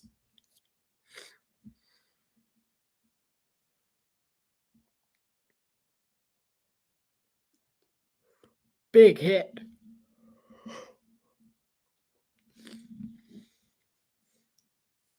He's like, you proud of that hit that did absolutely nothing? Saved you maybe a yard. 2nd and 10 now for Denver. Play clock set 4. 3, 2, gets the snap off. Nix to throw. Steps up. Throws it. He got it! Touchdown! Cortland Sutton! The Broncos take the lead. A beautiful 2-minute drill to perfection. Wow. What a throw by Nix falling. And then what a throw. Oh my goodness. Just make sure his knee wasn't down. I don't think it was. Wow. What a throw by Bo Nix. Wow. That was so close. And the extra point from Will Lutz is good. 13-7. It doesn't get much better than that when it comes to 2-minute drills. Nix fallen. He hits Sutton. And there's no safety blanket better in the league than Cortland Sutton. And a great throw from Bo Nix. Incredible. What a throw. I mean, falling down. Yeah, I mean, that's the kind of franchise quarterback stuff. Just saying, Broncos fans. If you don't like him, you can trade him to us. Uh, Broncos fans, they're characters. They're always complaining. Like, they got spoiled by Peyton Manning. And it's like, why are you mad? They're like, oh, Bo Nix is holding us back. We're never going to win a Super Bowl with Bo Nix. Yeah, like you were going to win a Super Bowl with any other quarterback you've had over the last 10 years. He's the best quarterback the Broncos have had since Peyton Manning. It's just facts. Mostly because no other Broncos quarterback would have made that completion there. Would have made that throw. Really impressive. All right, what else we got? Other games, Falcons, Jets. Jets made a last-second field goal. Does Washington get a logo by next season? No. Too many rebrands. They can't do it anyway. They can't pull it off. Make their fans buy more merch. I don't think they're going to get a new logo. I think they're stuck with the W. And it's not terrible. I've gotten used to it. There's nothing wrong with it. It doesn't need to change. I don't mind the name. I didn't like Washington football team. That was annoying. But it's so college. Hello, Green Bay Packers? It's so college. I forward you to the Georgia Bulldogs. And the Grambling Bulldogs, for that matter. Dying. Okay. Yes, the Jets game-winning field goal over the Falcons. So the Falcons are bad. The Jets are bad. It's going to make an interesting game against the Dolphins next week. And the Panthers beat the Rams. We already touched up on that one earlier. Panthers, they're just an enigma. I have absolutely no idea about them. They're the one team that I truly have no good read on at this point in the season. They lose to the bad teams and beat the good teams. It's very strange. So it's returned by Samuel at the 36-yard line. Ball is out. This could be bad. Deebo Samuel fumbled on the kick return while I was yawning. I gotta stop doing that. Washington says they have it. Refs trying to get under the pile. It is Washington football. Crises averted. Again. Yeah, okay. Deebo trying to smile it off. It's his second special teams mistake of the day. Let's see what happened there. Yeah, ball just couldn't clean out. And then nicely done recovering it by McNichols, I believe. Wow, all right.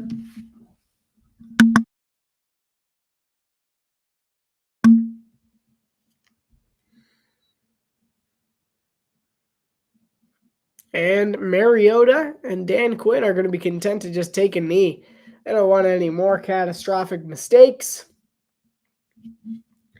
So at halftime, the Broncos lead by 6. The Commanders get the ball next after halftime. Really an incredible 2-minute drill by the Broncos. Probably one of the best you'll ever see. 10 plays, 64 yards, 1 minute and 58 seconds. Really good. That's the making of a good football team right there. Decent game, you were right. Why, thank you, sir. So Washington mostly did a good job keeping them out of the end zone, but that red zone execution was just brilliant by Denver. The 2-minute drill blew me away. That's how you win football games. Regardless, that's how you win. Like, tutorial 101 on how to win a football game. Learn how to run a 2-minute drill like the Broncos did. I mean, it took them almost like perfect 2 minutes. A minute 58 seconds, 64 yards down the field in 10 plays is phenomenal. And they threw like 5 incompletions too. Like it wasn't even like clean all the way. There was a few incompletions there where it was like, I don't know if they're going to pull this off. But they did really well on that 2-minute drive. I wish the Dolphins could run a 2-minute drive like that. Dolphins' definition of a 2-minute drive is an interception. And by that, I mean Tua throws an interception. Quickly, let's do the other Sunday games. Just get them out of the way. Bucks, Cardinals. Baker Mayfield. Sorry.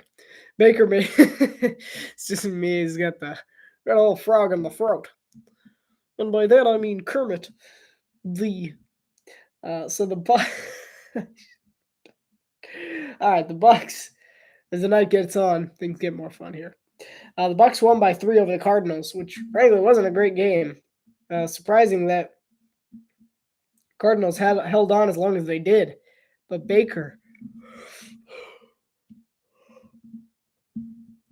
was just having an off day. He just didn't have the day he would have wanted to have. He's coming off that injury, and it just needed to be a little better. Bucky Irvin didn't have a great game. Tampa, they're in a bit of a slump right now. But they held off Arizona. They got a few tests coming up for them in the next few weeks. They got the Saints, the Falcons, and the Panthers, and the Dolphins, and the Panthers again. And so by tests, I mean they're going to win every single game left on their schedule. They might split the Panthers. They might lose both to the Panthers. That's a big test right there. So mark your calendars, Carolina twice. They're beating the Dolphins. We don't stand a chance. New Orleans and Atlanta, I feel like they got them, but they do have to get things together a bit more offensively. So rest up, Baker. They need you to bake, buddy. Seattle took on Minnesota. I'm telling you, great defenses make great teams. And Seattle, that defense went nuts. I mean, I get it. It was a rookie quarterback. He made a lot of rookie mistakes. But Seattle took advantage of them big time. Had the pick 6, 4 interceptions. Ernest Jones had himself a game. They sacked him 10 times? I mean, they had themselves a night on Max Brosmer. 26-0. Their offense played terribly against Minnesota, but they still won the game because of their exceptional defense. Seattle's offense, I believe, they only had 1 offensive touchdown all game. Don't mind me. I'm slowly losing my voice. I will not have it by tomorrow, I guarantee you. I think they only scored 1 offensive touchdown the entire game, and that was in the final 10 minutes of the game. Other games of that window, Chargers beat the Raiders 31-14. There was a bit of concern with Justin Herbert. He exited the game with injury, but he was entered back in and ended up being fine. Chargers ended up winning that one swiftly. Bills beat the Steelers. Steelers fans are not happy with how everything's going in Pittsburgh. And so I wouldn't be totally surprised if Mike Tomlin has seen his last season this year. If he goes below 500, I think that's it. Because then his streak's broken. They have no reason to keep him. But he's Mike Tomlin, so he'll probably find a way. What?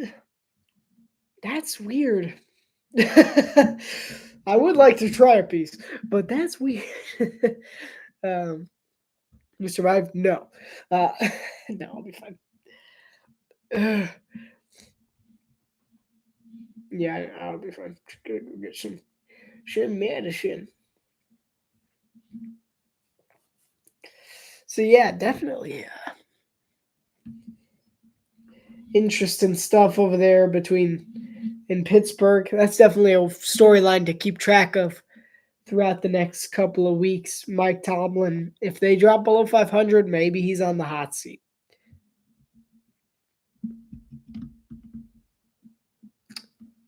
It happened, fellas. Hello, Tom. Thank you so much for dropping in, boys. Good to see you. I'm a homegrown Dolphins fan. My name is R Squared. Welcome to the Exponential. We take sports, we look at things through all the different dimensions. Second power, we analyze it through the third, and we have fun watching all kinds of sports, getting all kinds of different opinions from all around the world. I am live streaming constantly, well, at least once a week, unless I'm on vacation. And those times, right now, I am in the beautiful, not United States. I'm in Europe. I do live commentaries from the world of Europe. So that's what I do. Continental Europe over here. Thank you so much for dropping in, Tom. Unique experience. Absolutely love having you here, man. You dropped by last year. Absolutely made my year. Get me focused on the prize, man. So really appreciate you, all that you do for the community and everything. 100% love you, Tom. I mean, it means so much that you're here now as well. I've been waiting a long time. It's week 11, week 13. I don't even know what week it is. It's week 13. So really appreciate you dropping in, man. Special. So 13-7. Now I got to go back to talking about the game.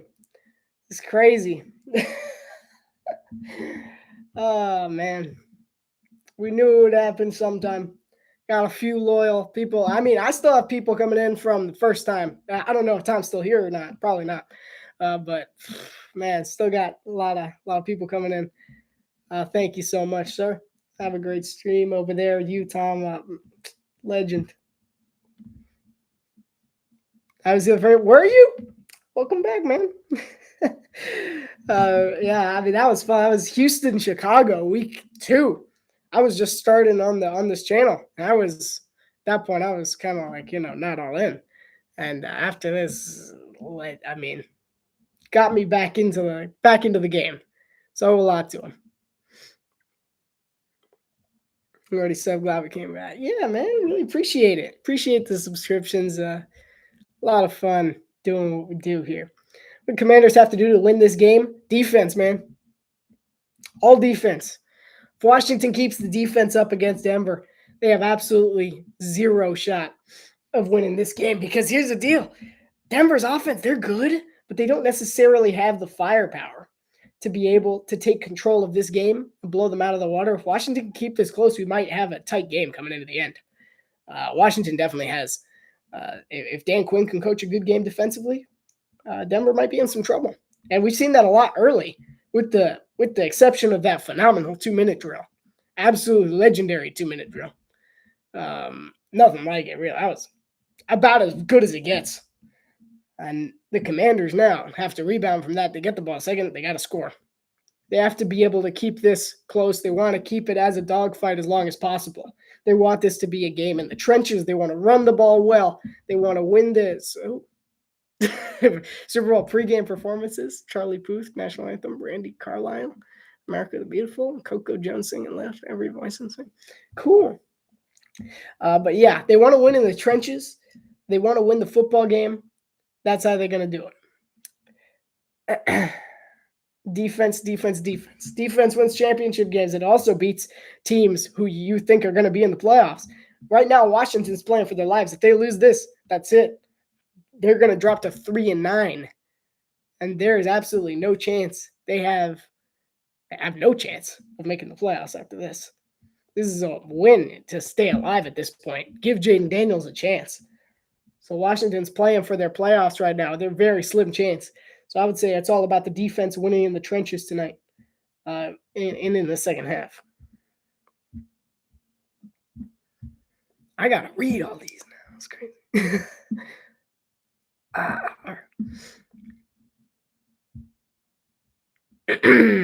Nah, that's good. Denver's going to eliminate them? Probably, but aren't you glad we're here for it? It's always the weird games, I'm 2 for 2. I got to do some more weird games. Anytime I do the normal games, Tom never shows up. He's always too busy.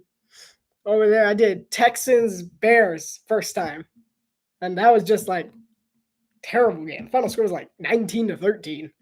Texans won that one. Then we're over here, 13-7 Broncos in a game that really means not a lot, but it's ended up pretty decent. Nice defensive battle. And then we were super late in Europe. Yeah, no kidding. know who that was. He said super late in Europe. Yeah, I know. The- I want to read read all these, man. All about the participation. Terrible time. Yeah, I dropped in. I'm sick. It's crazy. Some perennial love. Nice. Go Fins. Yes, sir. Go. Got plenty of Packers fans here. Fins won. Yes, sir. Somehow. Place you have here. Thank you. GPN. Wait, were they both here? Were they actually both here? Because that's kind of crazy. I mean, it makes sense. It's the Broncos.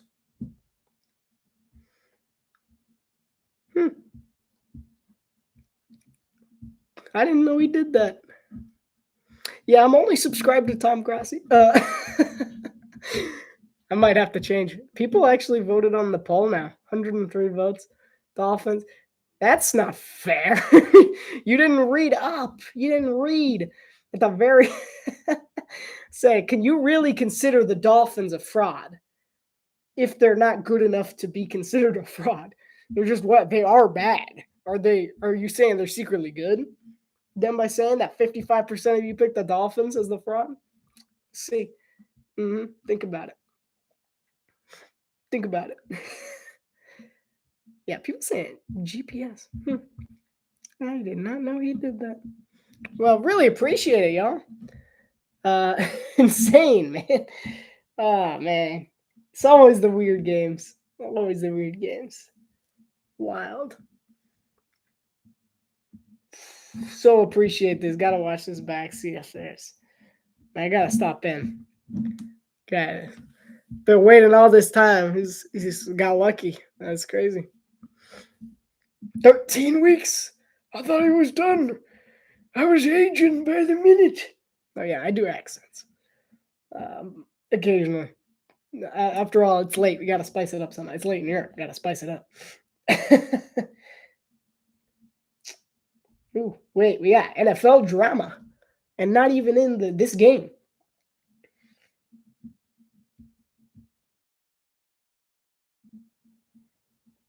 Oh, that is drama. Interesting. Well, not interesting.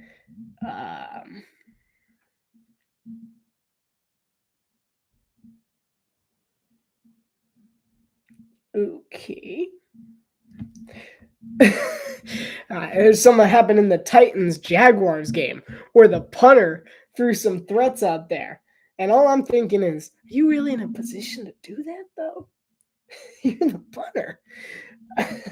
Like that's not necessarily your place. How much strength does he have? I want to see him go up against some of the other guys. Hey, your leg just snaps if you take a wrong step. Just saying. Based on the threats he was given, I'm like, can he follow through? That's just what I was wondering. So later on in the commentary, we got the second half just getting underway here. Marcus Mariota and the Commanders' offense, and then later on we're going to talk about some of the coaching hires in college football. Deebo Samuel is going to take this return out to the 28-yard line.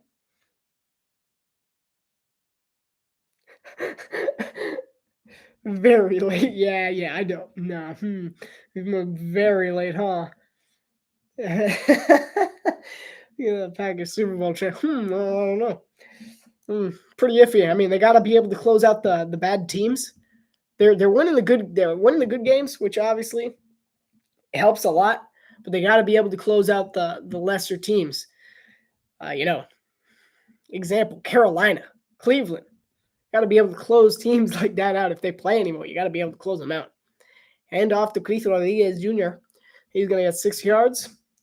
Bring up 2nd and 4. So, yeah, as we go on tonight, we got game here between second half and then college football hiring reactions. I got some inside news over there, some upfront reactions from real fans of schools like when the bad teams won't be in the playoff. Fair, true. Mariota throws deep. He's got Ertz and a big first down here, and that's a gain of 18.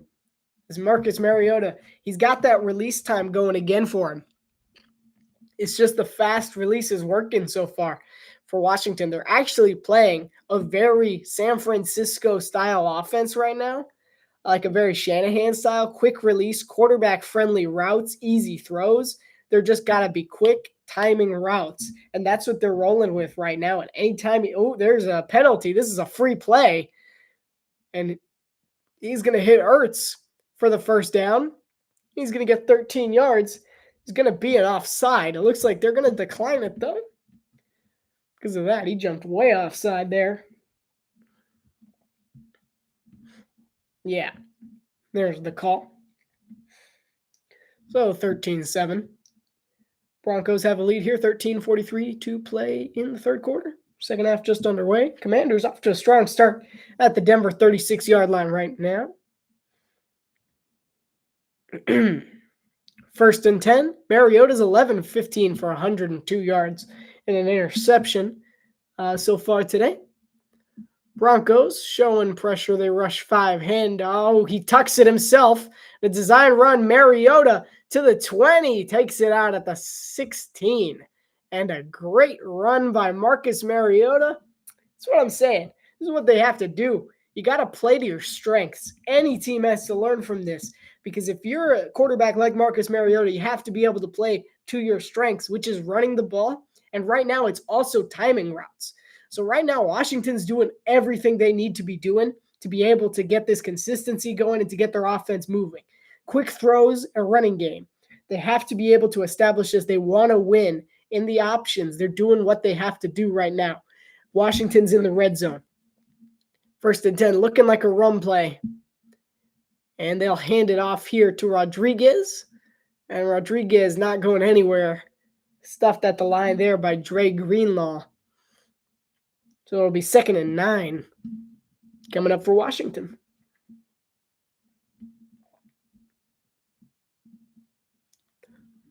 $12.5 now left in the third quarter. Marcus Mariota, he was the second pick in the 2015 NFL Draft, 2014 Heisman Trophy winner. Spent 4 legendary years at the Titans, 1-1 postseason record, including a conference championship appearance. AFC championship, that is. Against the Chiefs, which they lost, but it was cool while it lasted. Quick little screen over to Jeremy McNichols, and that's not going anywhere. 3rd and 9. Great tackle made there by McMillan. So it'll be 3rd and 9 now. See, McMillan just reads this really well, and he just shakes off Ertz like he's nothing. He just goes right around him. And that's just speed and good hands there by McMillan. And good tackling as well. Just a nice play overall there by McMillan to make the tackle on Jeremy McNichols. So 3rd down and 9 coming up now for Mariota and the Commanders offense. And he'll pull up play action, throws, and it is caught there by Terry McLaurin. Who else? 1st and goal from the 3-yard line now. 1st and goal. Coming up for Washington. Good start to this quarter to this half for Washington, really. Again, it's the timing. Hufanga slips. Great throw. Safety just doesn't come down with it because he slips on the turf there. McLaurin just kind of dives for it. And it's just a good scheme so far. I'm liking what I'm seeing from this Washington offense early on in this third quarter. Play clock's at 2. And it's a wildcat with Samuel, and he is going nowhere. And Tebow Samuel is taken down by Jonathan Cooper as he flipped his pages and read them like a book. See this here. He just bounces right off. He bounces right off of Bill there. Barely like he was there. He wasn't even there. I don't even think that was his assignment. And he takes him. 2nd and goal now from the 5-yard line. May have been some movement. They're going to say no. Mariota end zone overthrows McLaurin. Incomplete. Good defense there by Patrick Surtain the second. 3rd and goal now.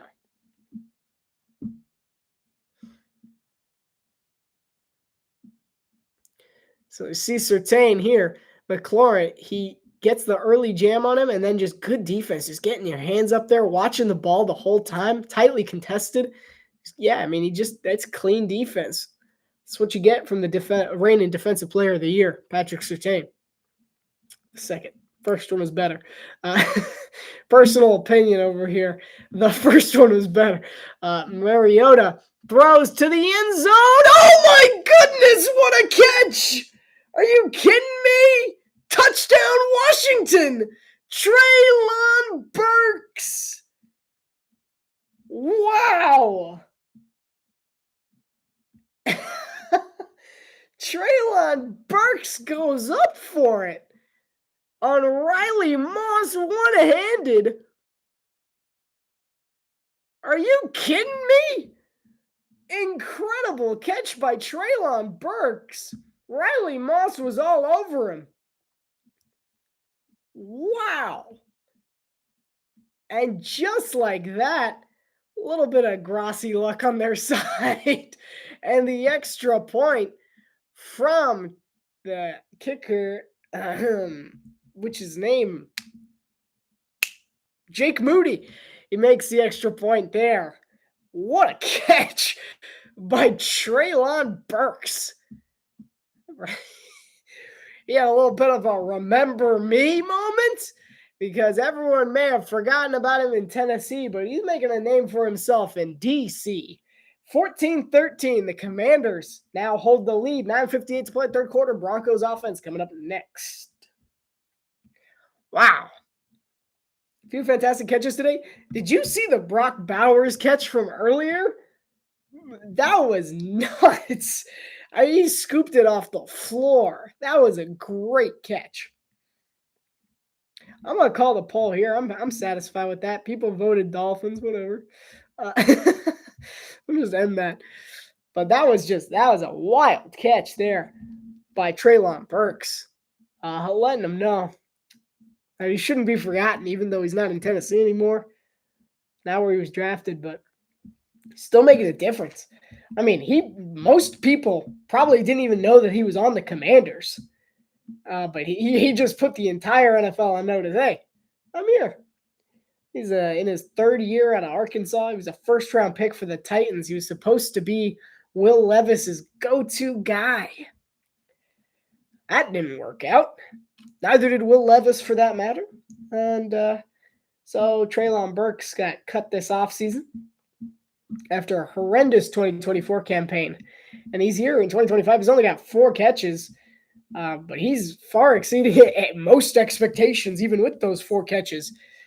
So really good catch there by Treylon Burks. Better than you could have asked for, really. And now the Broncos have to respond to that. This is good. This is what the Commanders have to do. If they want to win this game, that's exactly what they have to do. Excuse me. If they want to win this football game, they got to get this was perfect start to do.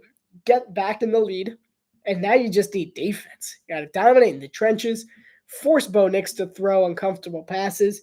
Don't make it easy for him. Take away the run game. Force Bo to throw the ball, really. Showing Odell Beckham Jr.'s infamous catch, the most famous one-handed grab probably in the history of the NFL. And then that was pretty close. That was pretty close there. Really good catch by Treylon Burks. Loving that for the former Tennessee Titan hooking up with a former Tennessee Titan. Jaden Daniels loving it up in the booth. And Bo Nix was like, how do you catch that? A little bit of mutual respect there. So Jake Moody's going to kick this one off. Where this one is looks like it's going to be fielded at the 5. So Mims will take this out to the 28-yard line, where Bo Nix and the Denver Broncos offense will be starting their drive down by 1. Nix today, he's had some angles. And by that, I mean some arm angles. He hit Trotman earlier with a good sidearm. and another kind of upward shoulder side, and then falling down makes a remarkable throw, probably a throw a year from him. I mean, look at these angles. How? I mean, incredible throws all around from Bo Nix. He's having himself a ball game. He's 15 to 24 for 146 and a touchdown. And honestly, if you're Washington, that's not a bad thing. Force him into making those throws. You got to shut down the run game, though. Here's Jaleel McLaughlin. He's going to get 2 yards to bring up 2nd and 8. That's okay. I'm kind of rooting for Washington at this point, just for the sake of it. Just because it would be cool. It would mean I was right. That catch was crazy. That borderline catch of the year stuff. It could definitely be up there. I mean, considering Riley Moss was almost entirely on top of him, that was a good catch. 2nd and 8. Nix, play action. Rolls right. He's got no one. He throws and it's incomplete. He actually had his guy, but he can't reel it in. It's Pat Bryant. Just can't manage to bring in the catch there. So 3rd and 8 now. That's what I'm saying, though. If you're Washington, that's an uncomfortable throw for Bo Nix. You're on the sideline. You got a 1-by-1 meter. Just force him into that.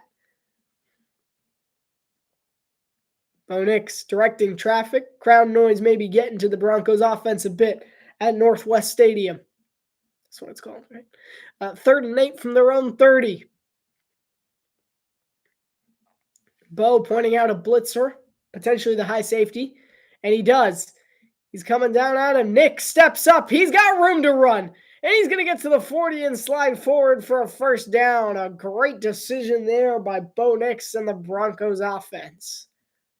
So the Broncos keep the drive alive with his legs as he just steps forward.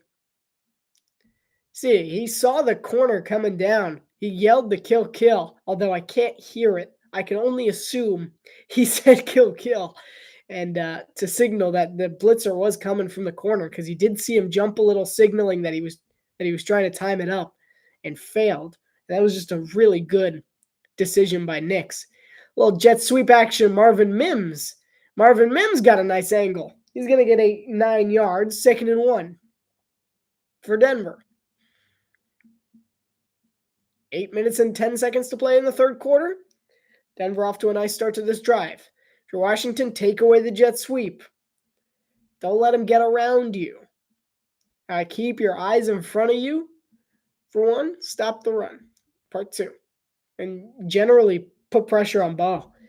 You don't want to give him all day. Rattle him a bit. I know it sounds difficult because it is. But if you can do those 3 things, maybe there's a chance. Trickeration, a little triple flea flicker, and a laser's dropped. All right. That doesn't always work. Went incomplete. Going to RJ Harvey on a little triple trickeration. That didn't work. Bobby Wagner. Too smart for that. Goes against his traditional playing style. He coached under Dan Quinn and Pete Carroll. He doesn't like trickery. He's fine just laying the boom on him. 3rd and 1 now for Denver.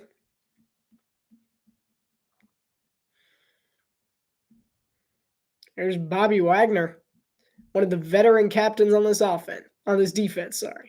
3rd and 1, Nix. He's going to take it himself. He's trying to find a place to throw. Awkward angle. I can't believe he caught that. And another great throw and catch. Bo Nix to Pat Bryant. And Nix is on fire. That was a difficult throw. There is a flag. So we'll see what a referee here today says. Again, the referee's Land Clark. Let's see what the call is here.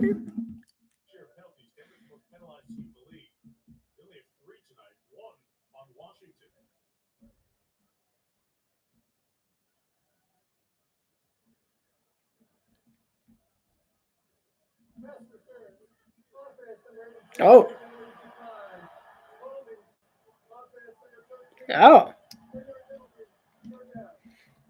All right, so holding on the Broncos will back them up even further. 3rd and 11 for Denver. There was also pass interference.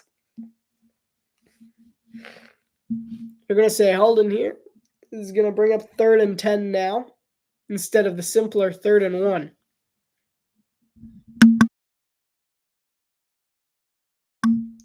All right.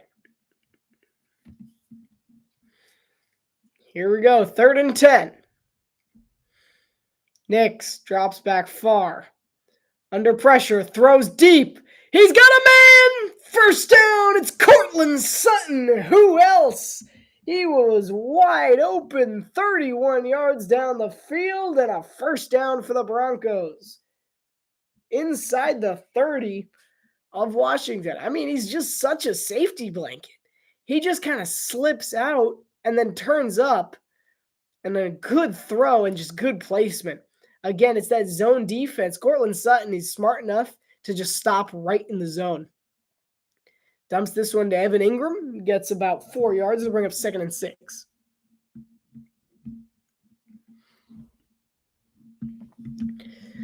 Six and a half to go in the 3rd quarter now. And what a second half it's been. Halftime, we got a Grossi raid, and then a couple of incredible plays by both the Commanders. A great catch by Treylon Burks, and now the Broncos are kind of rolling. I guess we could say they're riding Broncos country. No, I'm not going to do it. I don't want them to hate me. 2nd and 6. Bo Nix hands it off to McLaughlin. McLaughlin's not going anywhere. He's wrapped up and torn down at the 25-yard line. They're going to bring up 3rd and 5 again. Another 3rd down for the Broncos. Converted every 3rd down they've been given so far in this drive. Even the one that didn't count. That one was the most impressive one as well.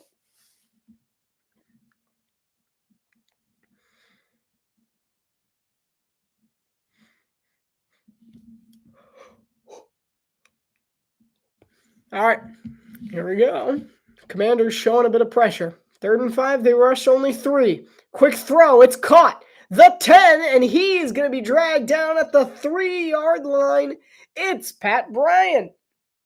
A 20-yard pass and catch from Bo Nix to Pat Bryant. As you see, it's just a standard slant. But the safety, I'm not sure what happened. There's just no safety in town. It's just Bryant one-on-one there at the end. Great throw by Bo Nix again. Just fitting it in there nicely. All right, 1st and goal. Will the Commanders hold steady? Nix hands it off to Harvey. Is he in? He's close. They're going to mark him a half-yard shy. It'll be 2nd and goal from the 1. Just hand it off again. Maybe sneak Nix. No need to get cutesy. Don't throw it here. The most I would accept was like a little trick play tight end sneak. That's the most. What a play by 20 there. Martin. Looks like it's just going to be I formation handoff. And they're giving it to Harvey. RJ Harvey's into the end zone. Touchdown. Denver. And that's my guy from Central Florida making a name for himself in Denver. So he's going to take the Broncos to 19 points now, pending the extra point. That was fairly easy. Nice block there as well by Adam Prentice. Yeah, that was a good block. See it right there, number 46. He just picks him up cleanly.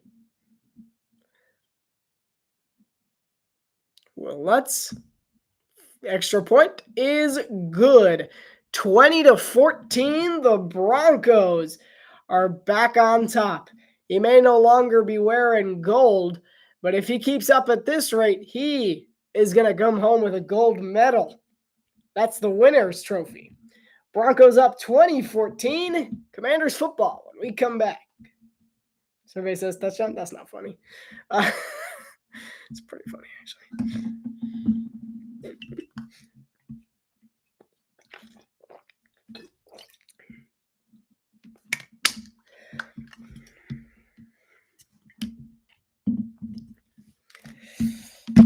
Man, let's think back to the first time there was a Grossi raid around here. You guys are about to see the coolest feature, by the way.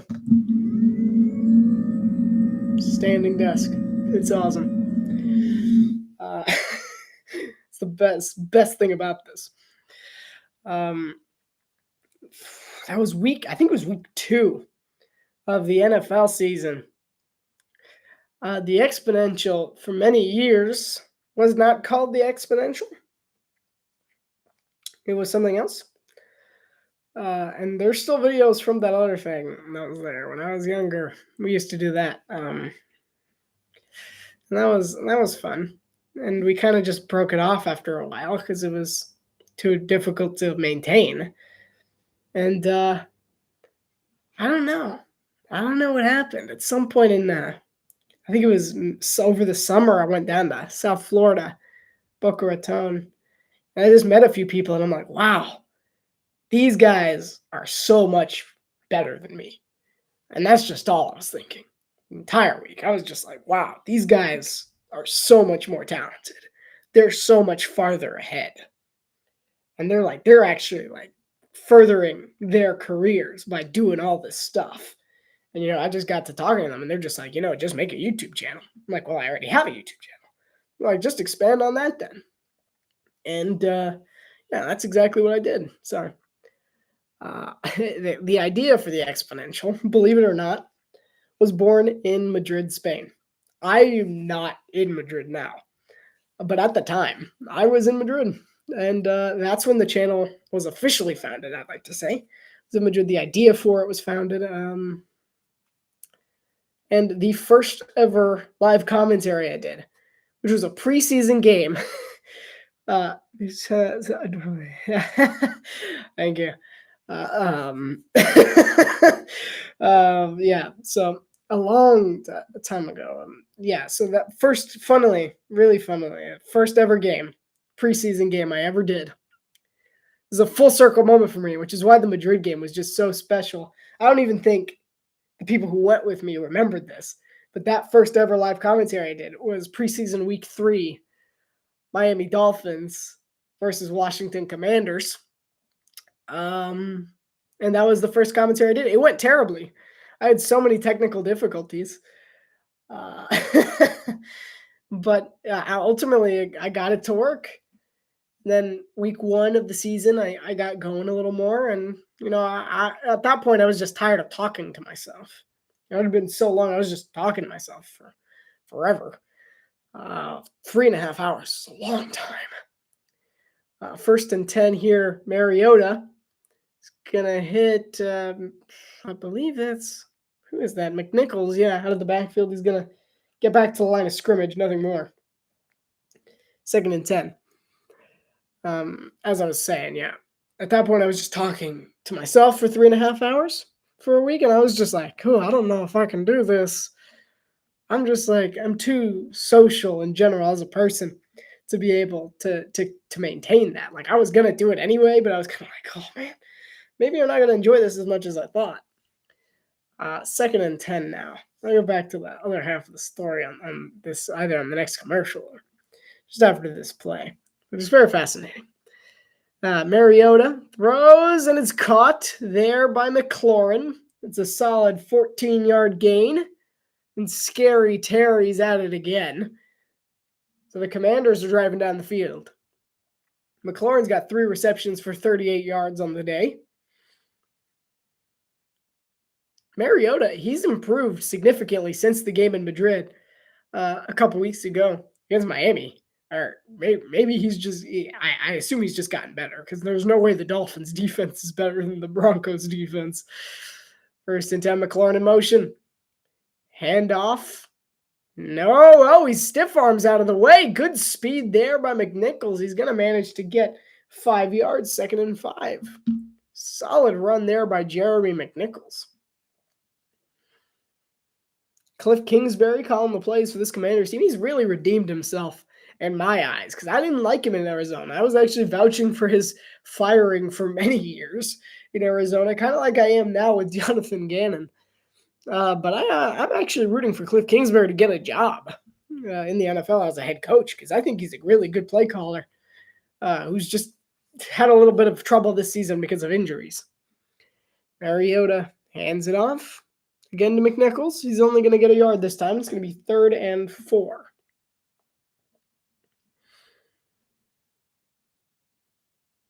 Third and 3, maybe. There is an injured Bronco on the play.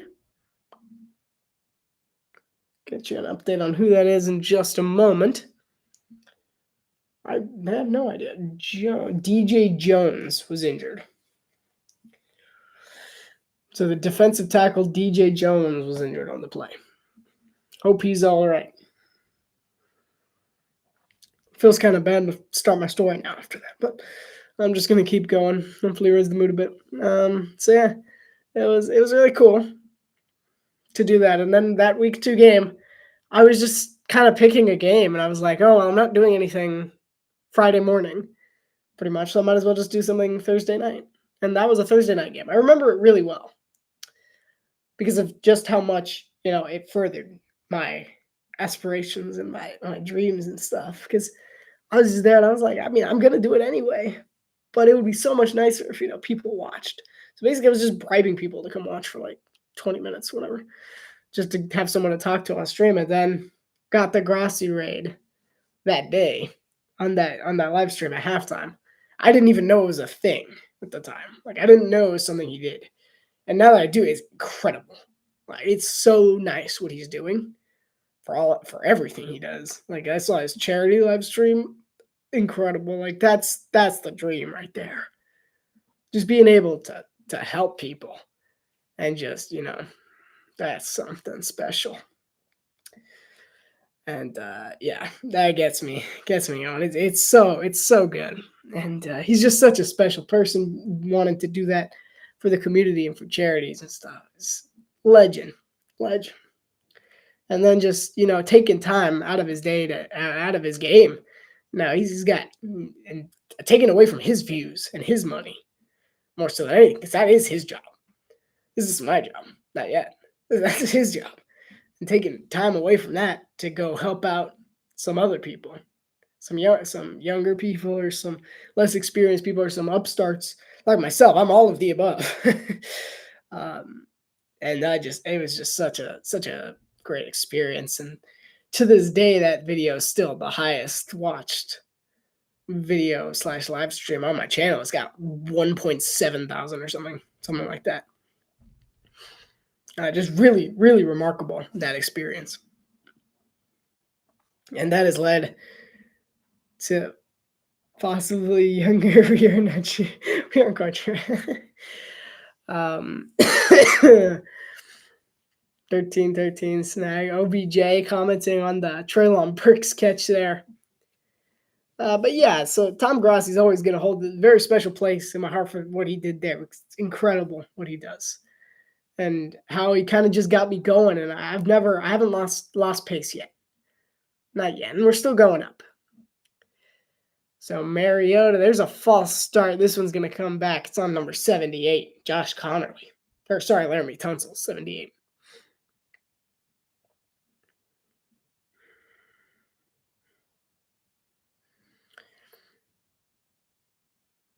So Laramie Tunsil, they got him from the Texans in the offseason. And by that, I mean they robbed the Texans in the offseason. The Texans had a terrible offseason, but they're still good. Isn't how it worked out. Like, so no coincidence. Yes, sir. There's a plan for everything. It's God's plan. And that's, things are still going. I'm happy with where things are at. Mariota under pressure throws one up. Ooh, that could have been dangerous. He threw one up for Treylon Burks. No miraculous catch there. So the Commanders will be punting this one away on 4th and 9. So Bo Nix will be taking over next. On offense, potentially trying to maybe get a 2-score lead to this one. That was a tough throw by Mariota. I'm surprised he got that far.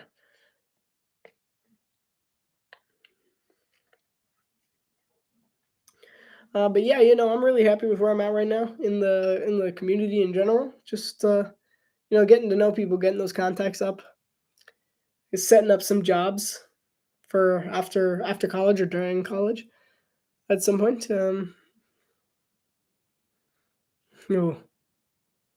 and this one is going to be downed at the 14-yard line.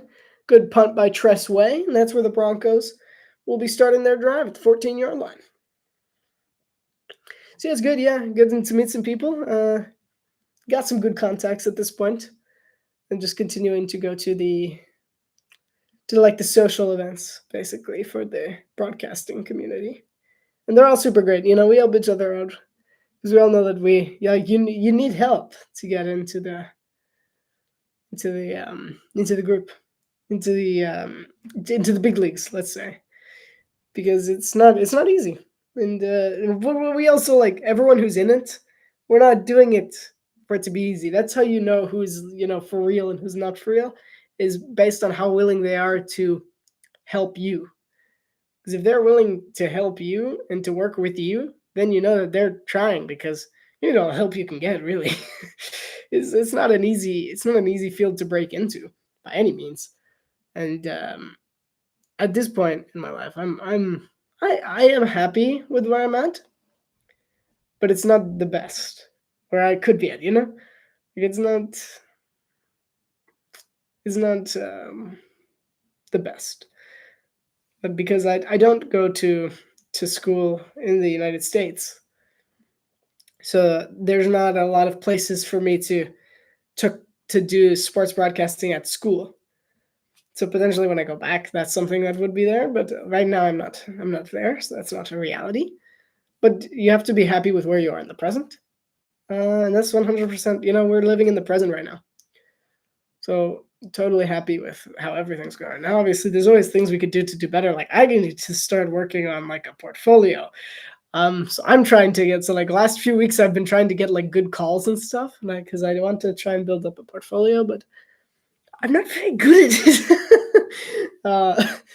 It kind of just, like, you can't force it. Kind of just happens for the most part. Now I'm just realizing my Spanish accent's coming out like crazy right now. Uh,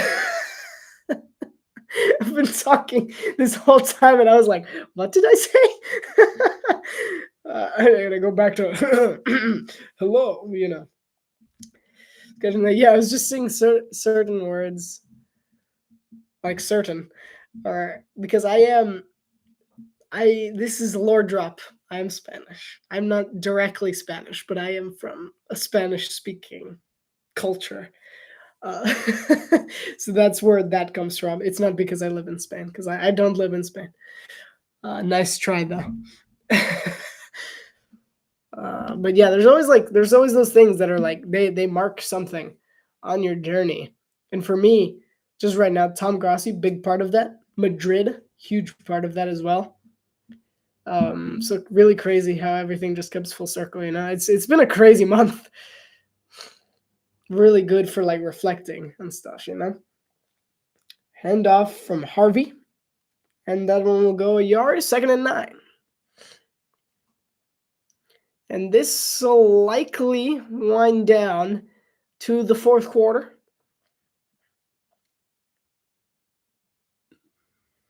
Well, let's see. Commanders have outgained the Broncos in rushing yards by 40. But in passing yards, it's been the Broncos' domain. Broncos lead in total yards. They snap it before the 4th quarter. Bo's looking deep. He zips one in for a first down to Pat Bryant. So when we come back, the Broncos are at their own 30-yard line. First down, Denver. Going on the 4th quarter. Really good attitude, man. Thank you, sir. I try. I'm trying. No, it's like, yeah, no, it's hard. Because at the same point, it's like you spend life just going through life. Like, even now, I spend life just going through, like, all the things that I could be doing. and I shouldn't be. Just going through the facts and if I was in school, then I could do this. If I, in American school, that is, I am in school. Don't worry. um, and and after that, I'm still if I was over there and I was doing podcasts, which I'm not doing podcasts right now, I could probably start one if I really wanted to, but I don't know that I have the time to do so. So it's kind of just using what you have in the moment, and that's kind of just where I'm at right now. And it's just, soon enough, I got a feeling next year I'm going to be in a very different place than I am this year. But in a lot of different ways. Uh, a lot of different ways. I got a good feeling about this year. Everyone's gonna say Happy New Year. I'm gonna be like, you don't know it. Yeah, but nothing we can do right now. Just kind of waiting. That's part of it, just waiting, and you just enjoy the time you have. So yeah, just chilling, having a good time. Decent, watching good football, having a good time. Yeah. A little disappointed that Jesse hasn't stopped in, but whatever. It's fine. I shouted it out on my channel. He got a fancy new job this like 2 weeks ago. I was like, you. It's funny. That was one. That was like a slap in the face for me because I'm like, okay, well maybe I gotta get going. But then I was like, no, we gotta just wind it back. Wind it back. We can't do it all now. I'm not in that place yet. So build it up. But love that guy. He's so good at what he does. If you haven't gone to check him out yet, there was a post I made last week when I was off. This last week because I double booked. I was so busy. I tagged his for his new channel for his new podcast. It's good for Eagles lovers or Cowboys haters. Or if you, yeah, that's pretty much it. So that really should apply for everyone, because 99% of the country is a Cowboys hater. Sorry. So yeah, you should go check it out. It's good. 1st and 10. Bo Nix to open up this fourth quarter. I'm totally forgetting what quarter it is. It'll hit Cortland Sutton in the flat for a gain of 1.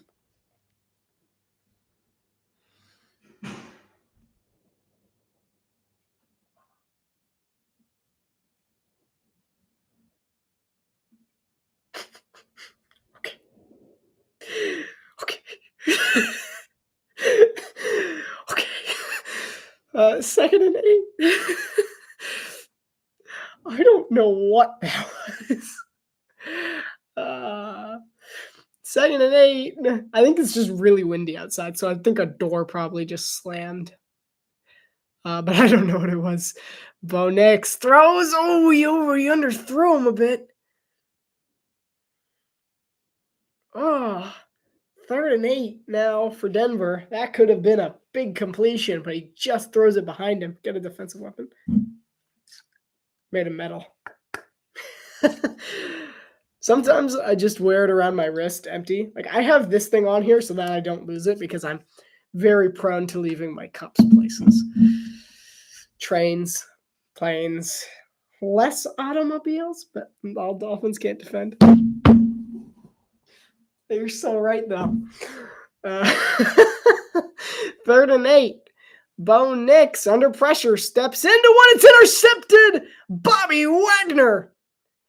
And Bobby, first down Washington.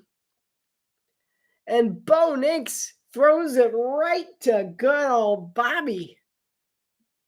As he really nixed that one up. Wow. He just throws it right to him. I honestly thought it was a completion at first because of how accurate it was. See where he was going here. Oh, wow. That was just a bad throw. I think Bo Nix is telling us he wants out of Denver and he wants into Washington. That was a good throw to Bobby. I don't know where. He might have just lost it. I think he just lost it. Yeah, he knows it. I think he just missed. He just lost his handheld on the football there. And so now the Commanders are starting their driving plus territory. First and 10 from the Denver 36-yard line. Mariota play action. He's going to line up. He's going to throw deep to Zach Ertz to the Denver 21-yard line. And now Washington's in business. Unlike Senate. First and 10. That was funny.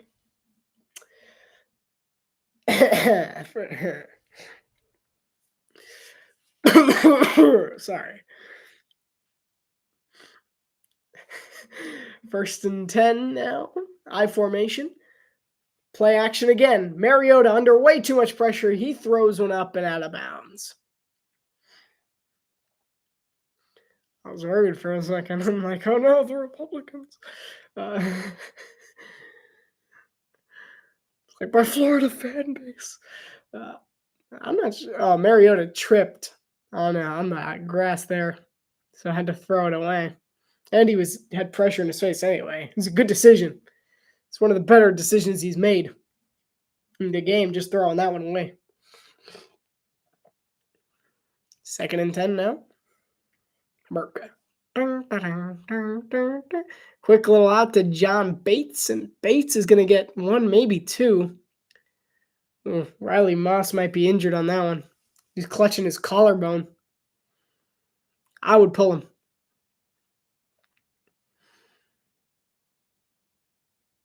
He's trying to get himself back. It doesn't look good. No, because I know what that feels like. He either like jammed his shoulder like into his collarbone, or he just fractured his collarbone. It probably sounds more like the first thing, because he was just like jarring his arm back into place. That hurts quite a bit, but it'll go away. Mariota overthrows McLaurin, but there could have been a lot of pass interference, a lot of contact. No flags, though. All right. There was a lot of contact between McLaurin and Patrick Surtain, but they've been going at it all night. See? McLaurin's got an arm. No. Yeah, Mrs. Surtain was looking back. I think the big thing is that Surtain was looking backwards. Second thing is that McLaurin initiated and was kind of holding on to him. So I think that's a decent no call. So 38-yard field goal attempt here. And this one's going to eke in. It's now a 3-point game in D.C. Denver, 20. Commanders, 17. That's what the D and the C stand for. 12:37 to play. 2017 Broncos. When we come back, Bo Nix. Wow. This game is a lot better than I expected. Look at me. I made a good choice. This totally was going to be the game I picked. If I had had time, I would have probably done Bengals Ravens. But I didn't. I'm glad I did today. A lot of good stuff happened.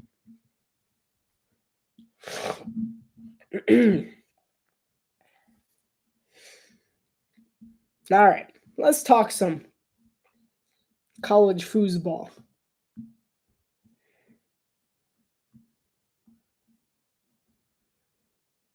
If I can.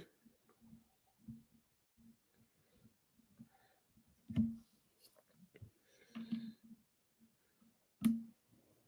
may just be blind. Why can't I find it? I want the grading one. Can't find it.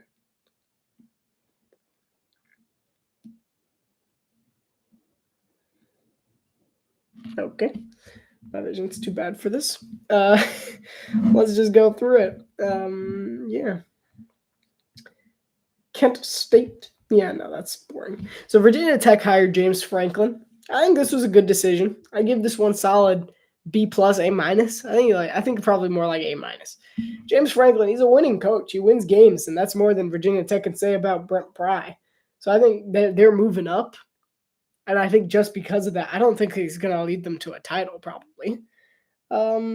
but I do think it's necessary, and I think it's going to be good for Virginia Tech for a good while. Might grow old in 5 years, but they're going to move up in society. They're going to start winning games, maybe contend for an ACC championship. Oklahoma State hiring Eric Morris. That's a good hire because he basically comes with a quarterback.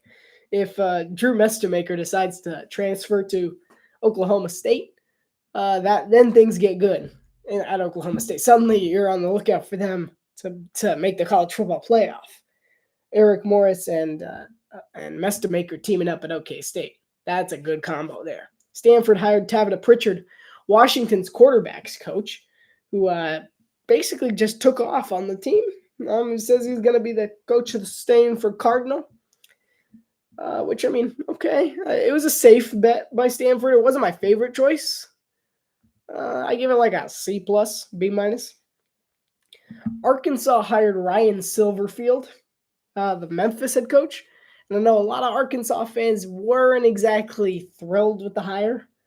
The ones I talked to were just kind of like, there were so many better options. Mostly the biggest comment was we would have rather had Sumrall or Golesh. But in general, that wasn't going to happen.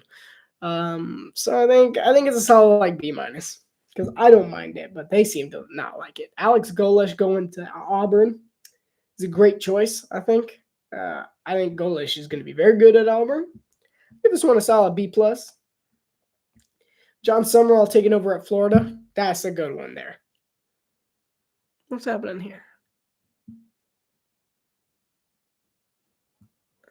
Looks like an official might be having a leg injury. That's Mark Pellis, the umpire. Maybe like a strain or something, which means we might have an emergency umpire out in the field. Those do exist. 1st and 10. Nix is going to take the screen over to Marvin Mims. Marvin Mims is wrapped up. Good tackle there. 2nd and 7, I would say. And LSU hired Lane Kiffin as their coach. This one's an A. I mean, when you try that hard to get a coach, make it count. I mean, they did it. You completed the task. I don't approve of Kiffin leaving Ole Miss in general, but it was a good hire for LSU. Yeah, that's it. That's it. And Ole Miss hired the defensive coordinator as their head coach, which I think was a perfectly okay decision. I give that one like a C. It was safe. They didn't even try that hard. Nix throws. Ooh, it almost got jumped.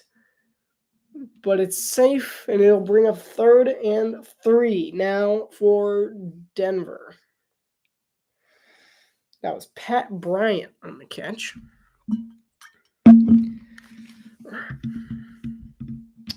All right.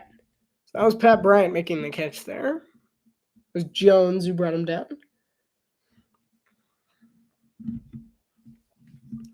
Bo Nix is 22 of 35 for 227 yards, a touchdown and an interception today. 3rd and 3. Nix to throw.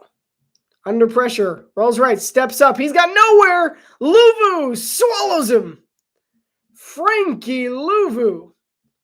And a big play for the Washington defense is going to give Marcus Mariota the ball back. What did I tell you? Force him into the uncomfortable throws. You've made it close enough that they can't run anymore. They're throwing the ball now. And now you're forcing him to step up, make some plays, and you can then swarm him like that. That is phenomenal defensive scheming by Dan Quinn and great coaching all around. This is how they're going to win this football game. Keep it up 10 more minutes, and Washington might have themselves a 4-8 record. And this one, I mean, yeah, okay. I was like, maybe a fake punt. He punts this one up out of bounds at about the 25-ish, I'll say. And I say out of the 27. Coach of the year. I know. Any team would be lucky. Mostly the Dolphins.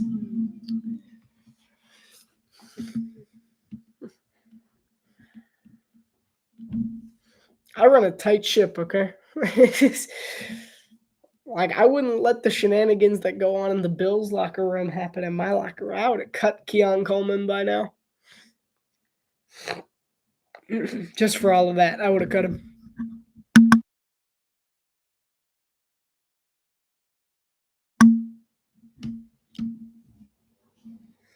Jeremy Crawshaw is the punter for Denver. It's from Florida. It's my guys. And it's from Florida. Although, out of the Floridas, well, we'll make a poll, not a real poll, just like comment in the chat which one you think is best. We got the different Florida kind of hand gestures. Tell what kind of like Florida sports fan you are. Are you? That's kind of it. Ignore UCF. They don't really count. Or USF. They don't really count either. It's just those four.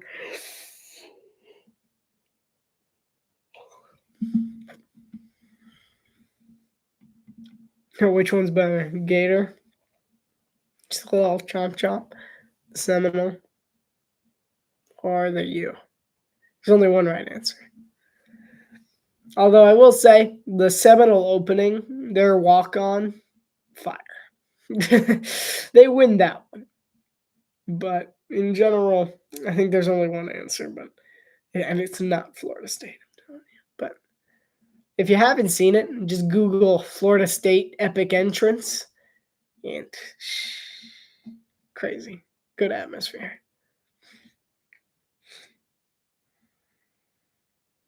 You was cool. Gator's too fun. What do you mean? It's not fun at all.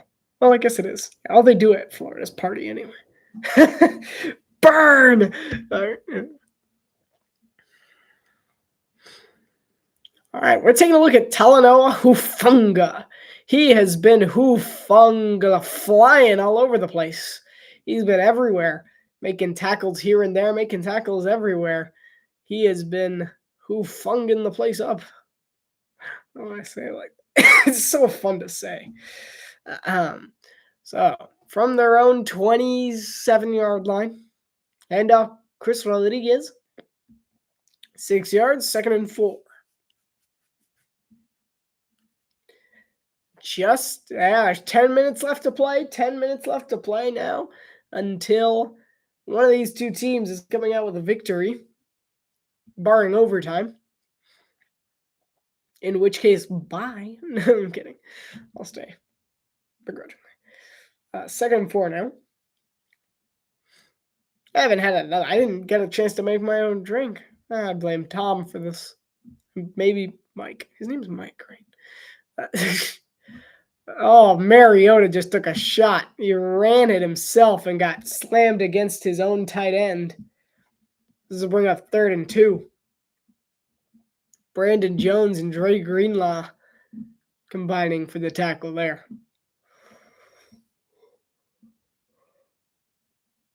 Mike Grossi. No, isn't that like Perna's first name, though? What's his first name? I thought it was Mike. Am I wrong? I think it's Mark. Something with an M. Sounds. You're so useful. 3rd and 2. Mariota is going to throw one up. He overthrows Samuel. 4th and 2. No, I don't think so. It doesn't sound right. Don't know anyone by that name. 4th and 2 now. You got a decision to make. I would probably punt it here.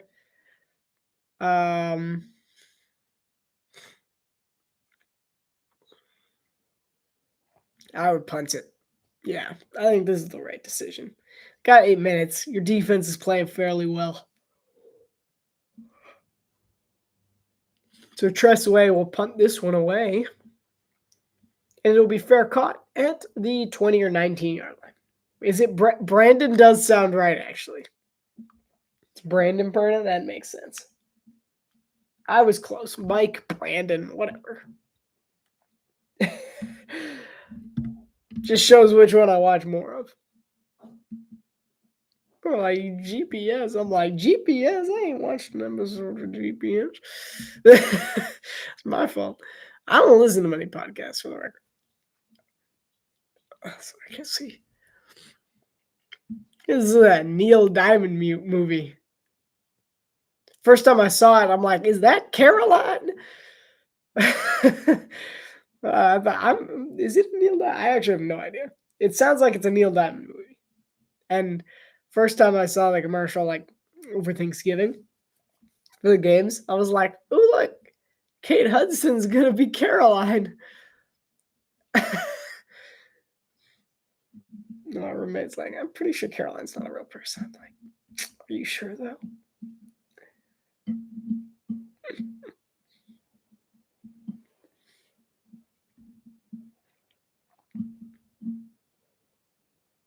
So politics, am I right? And everyone watching left. No, I'm kidding. Here's the deal with politics, though, right? We can talk about politics if you want me to, because here's the deal: politics, like, as long as it's not, as we're not accusing people, everyone has an opinion, right? As long as we just have an opinion, it doesn't matter one way or another. Like, I know more about European politics. I care more about European politics in general than I know about American politics at this point, just because it's like vastly more entertaining. You know, the French are constantly trying to overthrow their president who actually seems pretty good, but they're just hate him for some reason. The reason why is because he's been through like 6 prime ministers in the span of 7 months. Because the prime ministers keep quitting for some reason.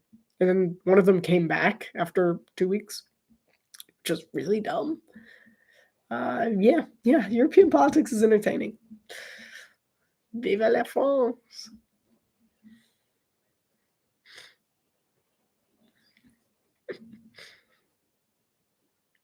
So the Broncos, they're atop the AFC West for the week. And for next week as well, those are the owners, the Walmart family. I forgot their actual last names. Is it Paul Walner? Something Penner. Like Walner Penner? I don't know. But they own Walmart. Partially. I think they own like Holtz. This is a handoff to Jaleel McLaughlin. McLaughlin with a good run. Solid 14 yards. First down.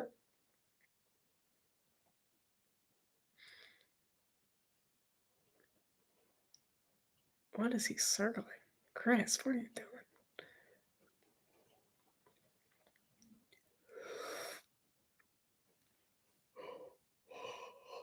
Okay.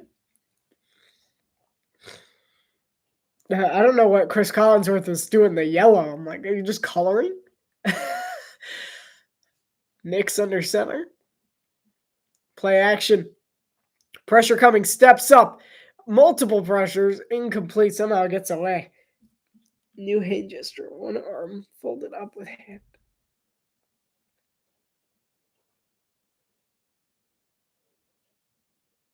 That is entirely too complicated.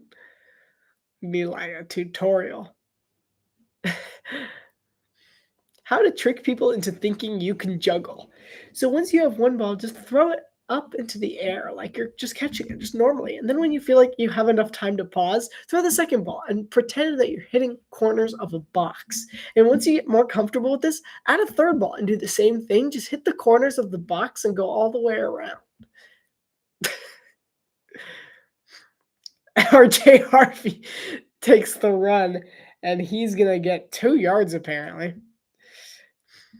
That's funny because they're like, it's the name of the tutorial is how to teach you how to like fake juggle, but it's just teaching you how to juggle. It's such a good short. I loved it so much. It taught me so much. It was genius. And all the comments were just like, yeah, bro, cracked the code all right. Like how to trick all your friends into thinking you could juggle. 1, 2, 3, 4, 5. It's like, he is juggling. 3rd and 8 now for Denver. Play clock's at 3, 2. They get it off. Bo Nix. Pressure coming. Throws underneath. He's wide open. Adam Prentice pancakes a man and gets the first down at the 47-yard line. So 3rd and 8 conversion. First down, Denver.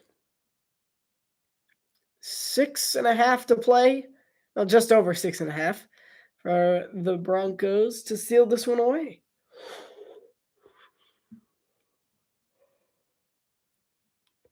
Two teams have been fairly similar. Both have 19 first downs in this one.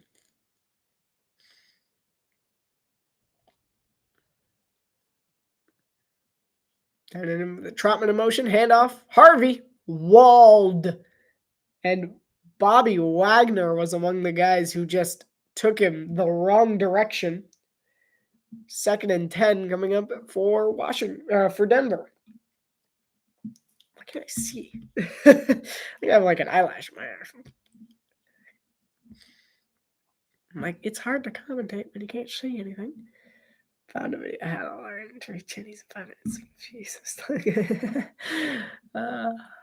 Funny. Yeah, I love those videos. It's funny.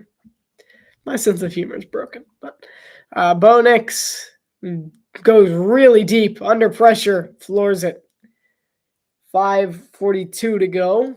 3rd and 10 now coming up for the Broncos.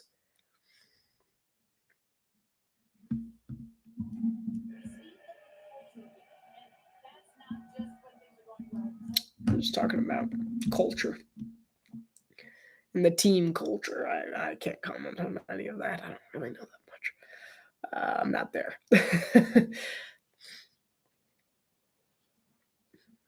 All right, 3rd and 10. Big moment for the Broncos.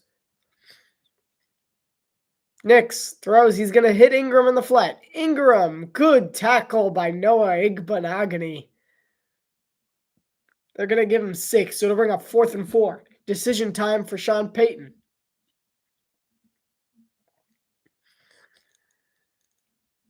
It looks like Bo Nix is coming off the field. And the defense is going to get ready to play the best defense of their life.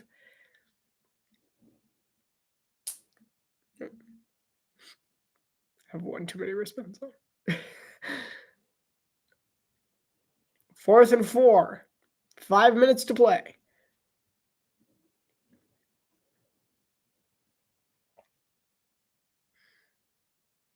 And it's a punt that'll be stopped at the 1. Oh, beautiful special teams. And the Commanders are oh, no, it's a touchback. Well, never mind. That was anticlimactic. They just called it touchback. They're looking at it. Does the ball get in? Oh, his foot. His foot's on the line. That's a touchback. Yeah, his foot's on the line. If any part of the body touching it is in the end zone, then that's a touchback. Well, that sucks. It takes away a great play. Great special teams play. So Mariota's got a little bit more breathing room to the 20-yard line. Hope. Don't tell anybody.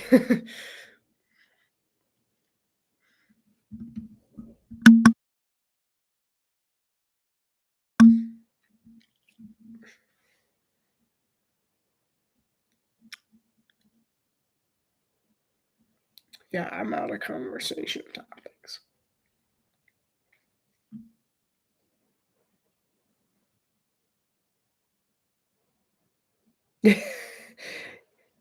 Yeah. I'm so middle. The people ask me what my party is. I'm like middle. I'm somewhere around. I lean more Republican probably in American politics at least, but at the same time, like I share some things with them. If I were legally allowed to vote, I would not have voted for Harris. I would not have voted for Harris, mostly because I didn't like her. No, that's not what it was. I didn't like her ideas, I guess. I didn't like her position on several things that are just very important to me. And I'm like, I wouldn't have voted for her. I would have either voted for nobody. I almost fell off my chair. I would have either voted. I just realized how close I am to the couch, which is why I almost fell. I would have either voted for nobody or probably voted for the one who's our current president. Which honestly, it was a bad election. There was no right answer, really. To be honest, not that I should be saying this on record, but whatever.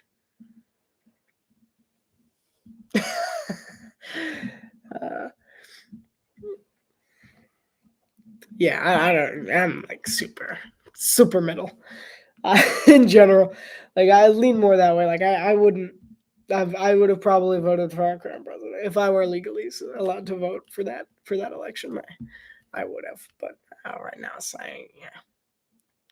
Next Sunday, Chiefs, Texans, solid one. It's one of two options. I'll let you guys vote on it. I'm going to do either Sunday or Monday. Thursday's out of the question.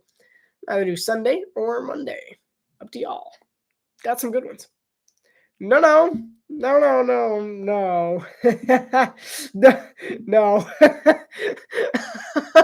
No. Mariota, under significant pressure, somehow gets it to Terry McLaurin. I don't go that far, right? Okay. I'm not that far. We're not gonna do that. McLaurin, he slips, and because he slips, he actually ends up getting a foot or two on Surtain. That's the strategy everyone should take. And off Bill. Bill's going to get a yard. It'll be 2nd and 9. With Washington here, take your time. Just chill. Take your time. Walk it through. Don't overthink it. Take 5 yards at a time. You don't need the big chunk. Like, that was a nice play to McLaurin. Don't take a sack. And he took a sack. Oh, he's still up. Play's not blown. And Mariota just made a great play, or he got sacked. One or the other. The other just made an insane play, or he lost 7 or 8 yards.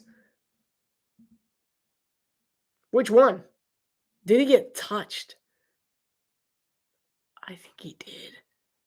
And the red challenge flag is out from Sean Payton. I think that's a good challenge.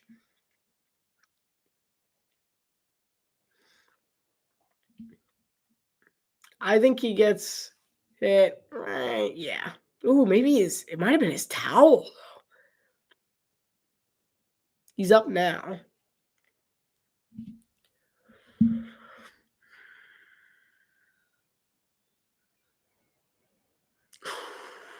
That's close.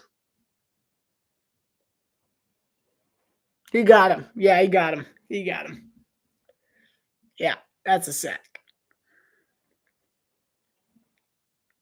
That angle was the definitive angle. That's going to go for a loss. That's going to be, successful challenge there by Sean Payton. 3rd and 21 now for Washington. So things just went from really decent to really, really bad pretty quickly for Washington here. It's kind of 4-down territory. You do have all 3 of your timeouts, I guess. I don't know. Your offense hasn't exactly been swift today. Mariota launches one. He's got a man. It's incomplete. What a play. Alex Singleton. Well, I said he was going to be an impact player. He was. He just saved the first down there as Zach Ertz had both hands on it, and Singleton just punches it out. Great defensive play by Alex Singleton. That is textbook. Beautiful linebacker. That was just really good. by Alex Singleton. Welcome back. Again, great story. If you haven't checked it out, ESPN, crazy what happened to him. And this is, we fielded at the 20, and he's going to be wrapped up at the 29. So the Commanders' defense needs another stand. 3.5 to go. Will they prevail?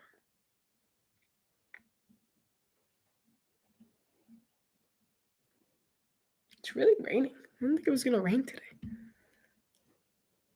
It's pouring. I'm pretty surprised about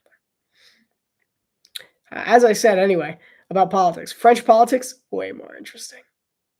Like, literally, I saw one of the crazy, I think it was a few months ago, craziest political maneuver ever.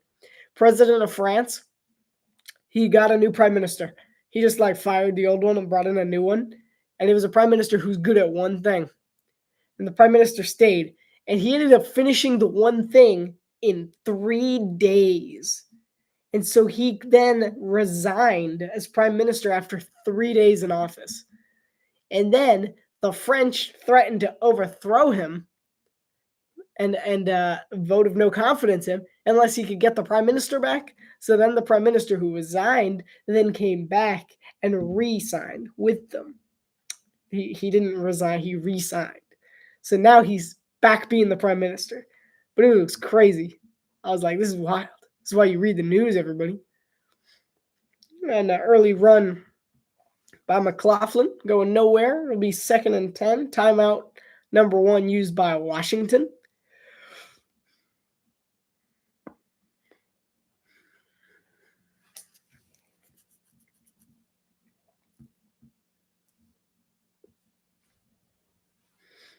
Really no interest in French politics. Treylon Burks still going over that incredible catch in everyone's head. I mean, just remarkable.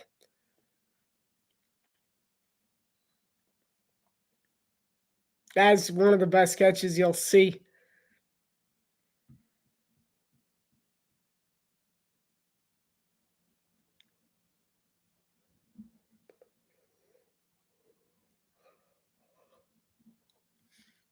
Second and 10 now for Denver. After that timeout.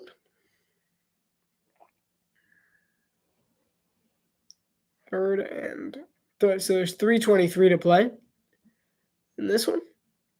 20-17 Broncos lead. Second and 10 from the 29.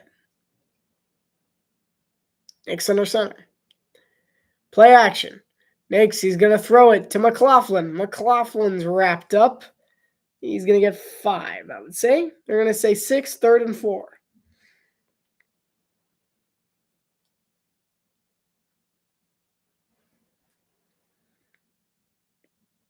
Cool. I don't care. I don't know why I brought up politics. I don't care enough. I really don't care enough. That's my fault. Like I care, but at the same time, I'm like, I don't really. I'm aware. Like when I'm old enough, when I'm legal, I'll vote. Don't worry. That's what matters.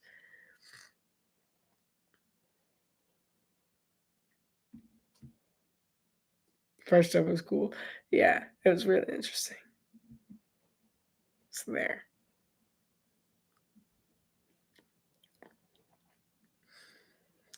Third and 4 now.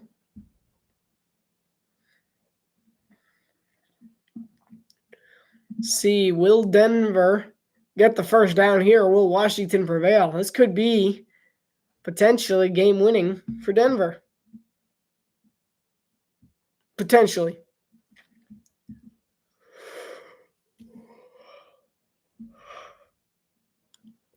Denver couldn't hear the signal. Play clock was winded down. So Denver called their first timeout. They have 2 left. There's Mike Tirico and Chris Collinsworth. Obviously, they're okay. But if you want some real commentary, you just come on over here. Tom Grassi did. I could put the official stamp of approval. And maybe Perna. Maybe. Yeah, so come on over here, man. Have a good time. Remember, like 13 is the legal drinking age in most of Europe. Anyway,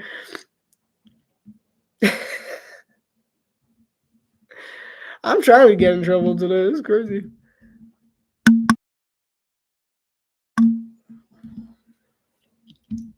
Third and 4.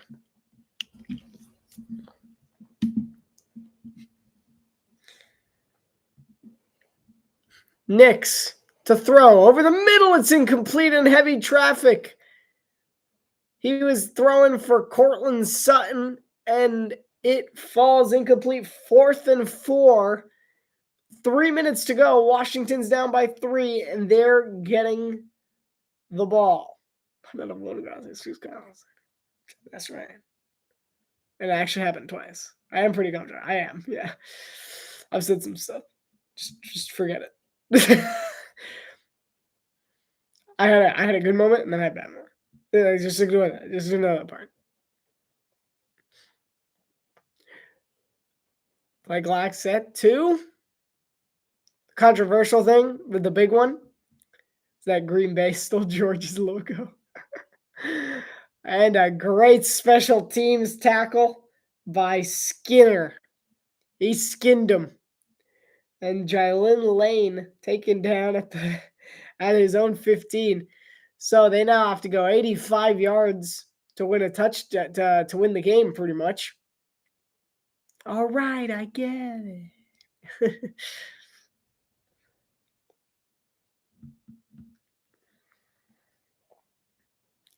We get it. You're a Packers fan. Marcus Mariota, he's got 15 game-winning drives in the fourth quarter or overtime in his career. Not 2 weeks ago in Madrid. Does he have it in him tonight? Pressure coming. He steps up. Oh, pass interference. Come on. I didn't love that. I didn't love that no call. I mean, it was a terrible mismatch. Treylon Burks on Patrick Surtain. I don't care if he made a play like OBJ. I think Surtain just got there early. He just gets there early. I think it should have been PI. I mean, I understand the no call, but I think it was a little early. 2nd and 10. Pressure. Mariota rolls to his right. He's going to get the first down and out of bounds. Gain of 11. 2:49. Clock is stopped.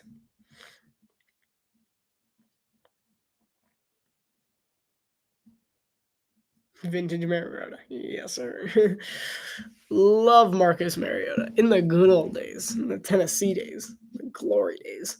It's the only time Tennessee's ever been good. Other than the Oilers. We don't really count. The Titans.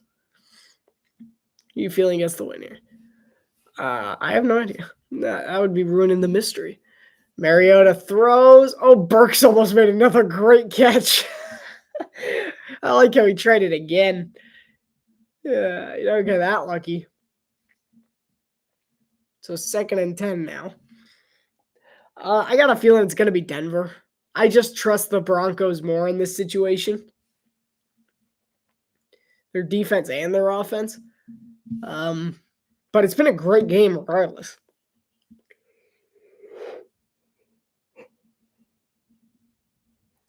Second and 10. Mariota unloads, overthrows McLaurin.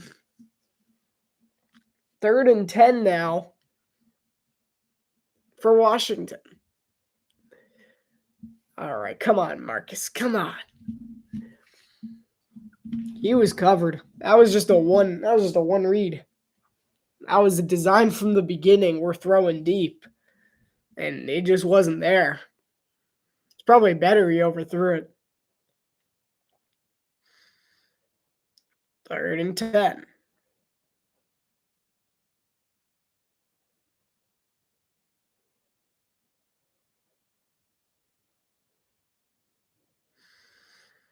And it's a quick throw over the middle to Ertz.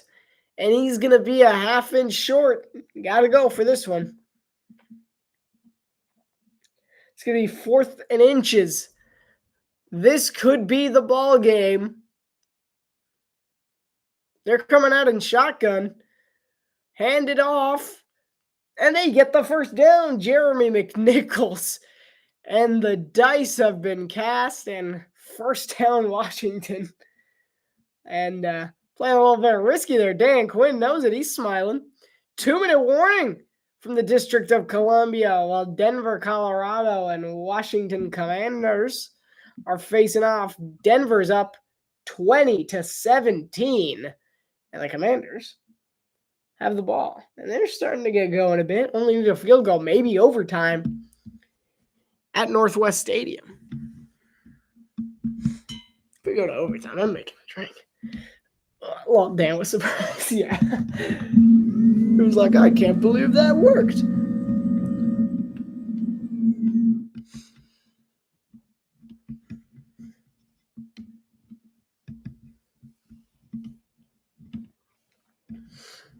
Gotta stretch. Get your stretches in, everyone. I didn't do a very good job. Again. There we go.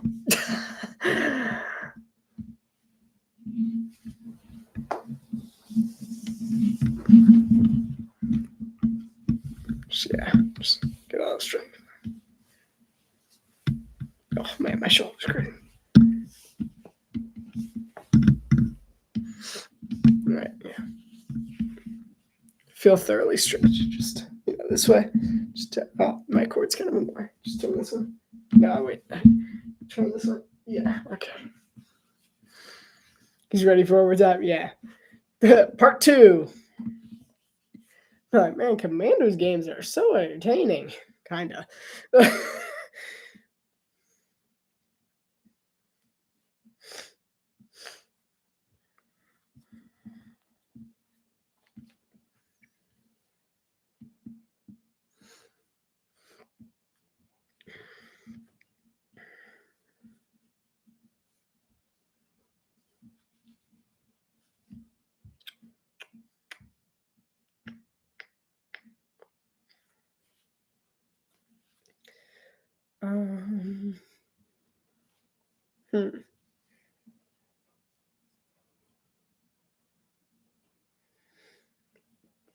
I think Justin Herbert.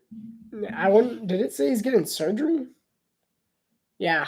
Justin Herbert suffered a break in his left hand that will require surgery.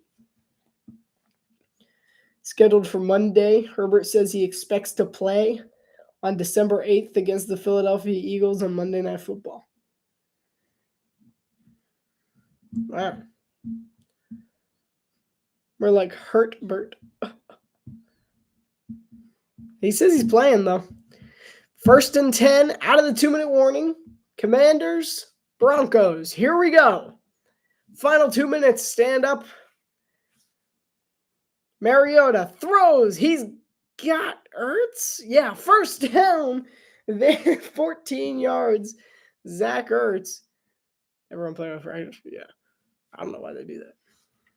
I'm closing this.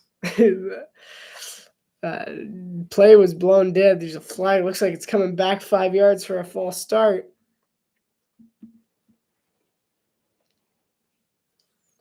All right, let's see it.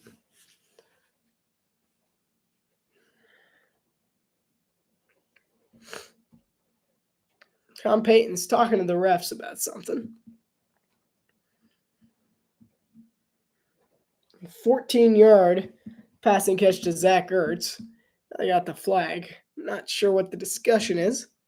It appears as if it's going to just be a false start on Washington.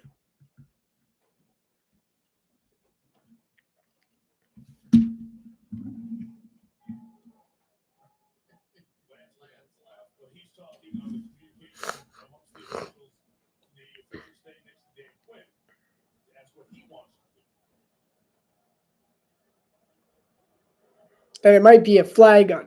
Okay.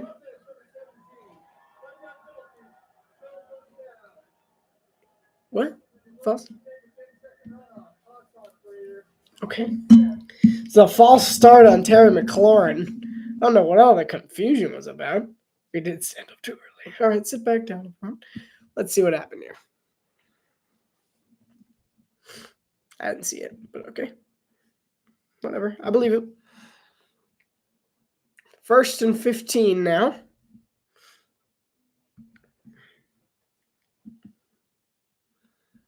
Dude. All right. 131. 1st and 15. This is so exciting. From their own 46. Mariota, left, right, under pressure, throws one up, incomplete. What a catch. What a catch by that guy on the sideline. It was a dime.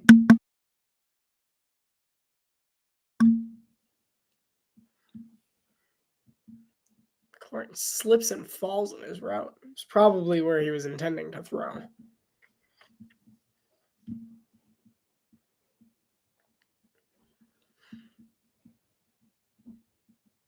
There's another flag? There's been like no flags up to this point.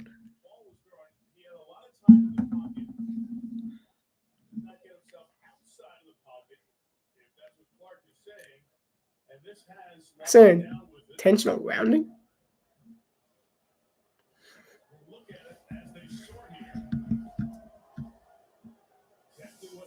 And the fans are booing.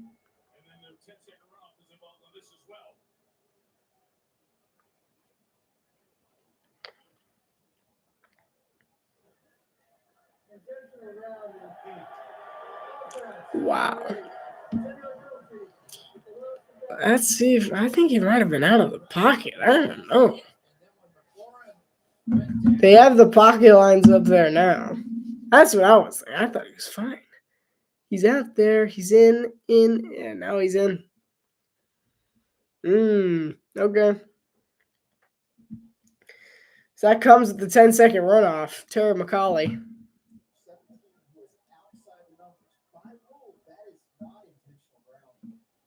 Oh, he says not intentional grounding. That's a miscall. So a little bit of drama here. 2nd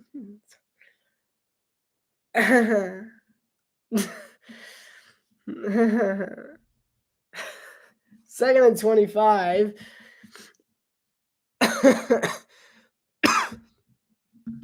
What do you want? Dude, I don't care that, man. It was like 10-second runoff. I thought they added it. 2nd and 25. Okay. He was like, ref, stop. Stop. Let's play football. Mariota, 2nd and 25. Steps into one. Not a lot of room. Incomplete. Broken up by Riley Moss. Almost intercepted by Hufanga on the other end. Good defense there by Riley Moss. It's 3rd and 25 now.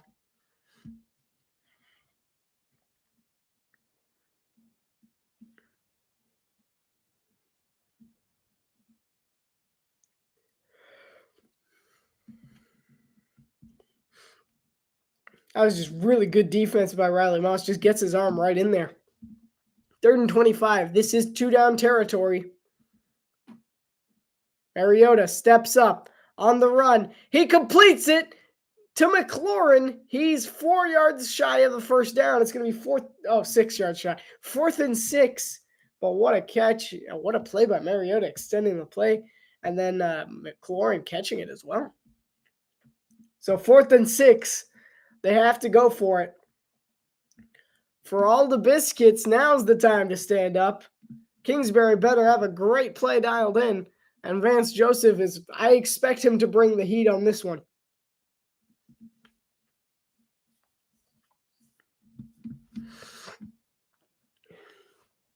Hufunga's blitzing. They rush 6. Over the middle, it's caught by Zach Ertz. First down, Washington. Ertz looks a little banged up on that one, but he's fine. 40 seconds. Commanders need like 10, 15 more yards to send this to overtime. Heavy blitz. Quick throw. Completed to Samuel. They're in field goal range. Give it to the refs. Spike it. Something happened. Oh, did they use their timeout? There's a flag. Of course there is.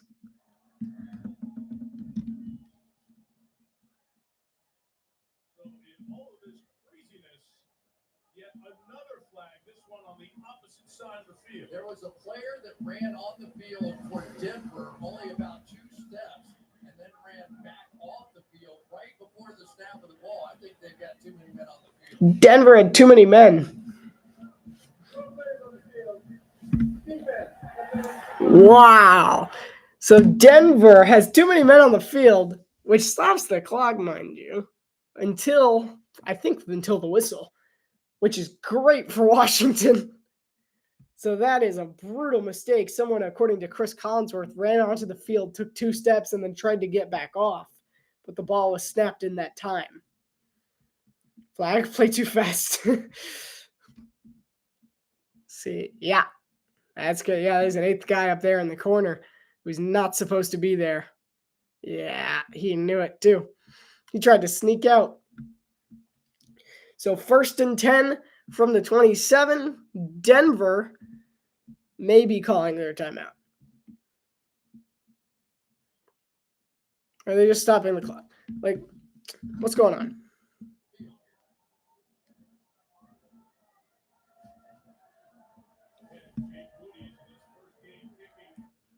Commanders fans don't sound thrilled with the stoppages.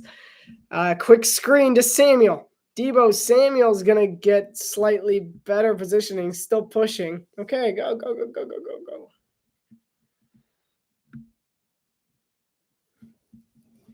How many times? Oh, they called their timeout. Okay, whatever. I would have probably saved that, to be honest. I'm the kind of guy who likes having a timeout in the back pocket, just for this. Because now, if you kind of mess this up, then you got to get your field goal unit out really quickly. And that's just not ideal.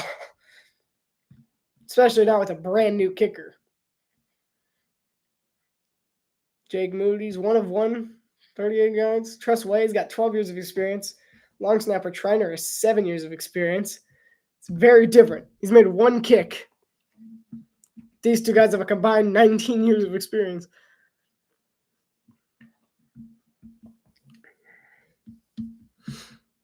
I'll take a shot at the end zone. A safe shot. Safe. Circling Jalen Lane down, Treylon Burks down at the bottom there. And he throws it to no man's land. 3rd and 3. All right. 19 seconds left. They have time to dial up one more play. Doesn't really matter, per se. But it would be nice. Touchdown wins the game. No interceptions, though. No interceptions. That's a big one. I was just turning this off because I don't want to spoil it for me. Because the last play was like 2 seconds ahead, and it was kind of... Mariota, he tucks it himself. He gets the first down. He gets out of bounds. Ooh, good play. Now what? Sorry. And Marcus Mariota, a good tough run against Patrick Surtain, and he gets out of bounds. Stops the clock at 12 seconds. Probably have time to throw one up. And by throwing up, I mean like 12 yards. It was very risky, but it paid off.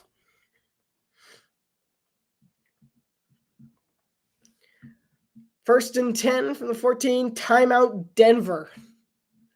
Denver wants to get all their ducks in a row before this final play. This is the best finish we've had all year. This is crazy.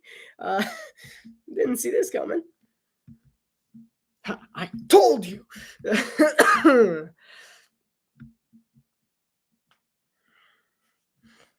Man, what a day! We've had a good game. A last 20-second finish, and we had a Grossi raid to go on top of it. It's pretty good. All in a day's work. 007.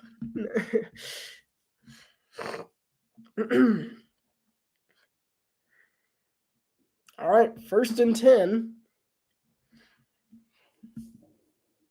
Great day, yeah, man. Good Sunday. And the Dolphins won. First and 10 from the 14. No sacks, no interceptions. He throws one at the back of the end zone. All right. Okay. This is going to go to overtime unless he misses. Oh, I don't like this. Just kick the field goal.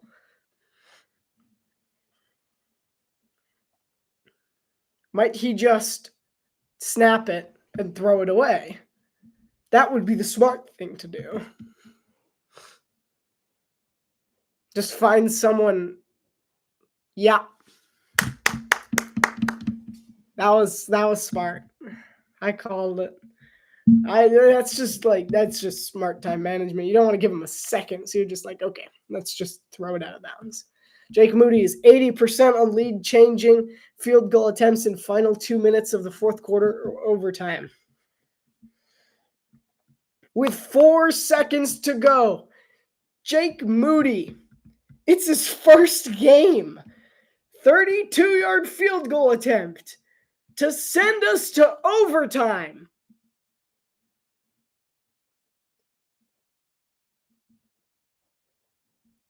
The snap's good. The hold's good. The kick is good. We're going to overtime. Oh, baby. End of regulation. 20-20. I did not see this coming. Wow.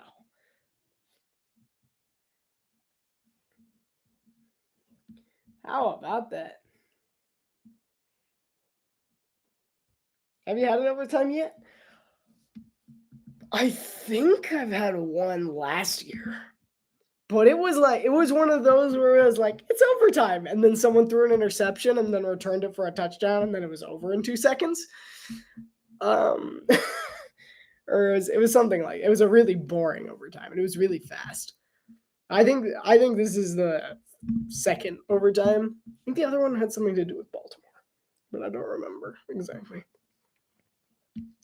And this certainly isn't the outcome that many people expected. Even I was a little questioning it, even though I gave the keys to the games, and I was pretty accurate. All right, here's the new overtime rules. 1 10-minute period. Each team will have the opportunity to possess the ball unless the team kicking off to start overtime scores a safety on the receiving team's initial possession or time runs out during the first possession. If teams are tied after 1 possession each, the next score wins the game. This game can end in a tie. Each team gets 2 timeouts. All replay reviews are from New York. Copy. No challenges. I don't think there's any challenges. 2 timeouts per team. Coin flip. It's going for Washington. They're going to defer.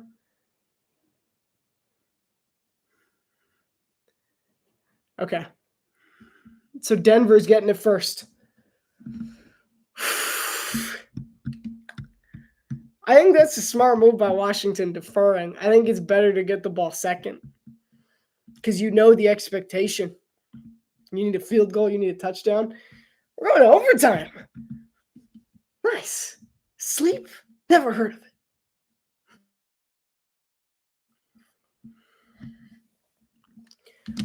I hope I don't miss anything, but I'm going to make a drink like really quickly because I'm so dehydrated.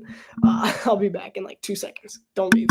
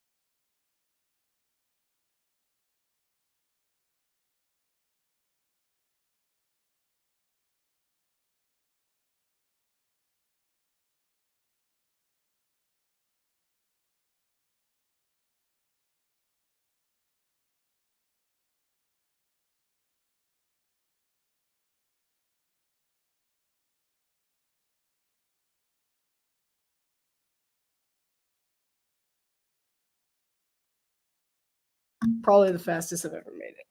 Yes, but if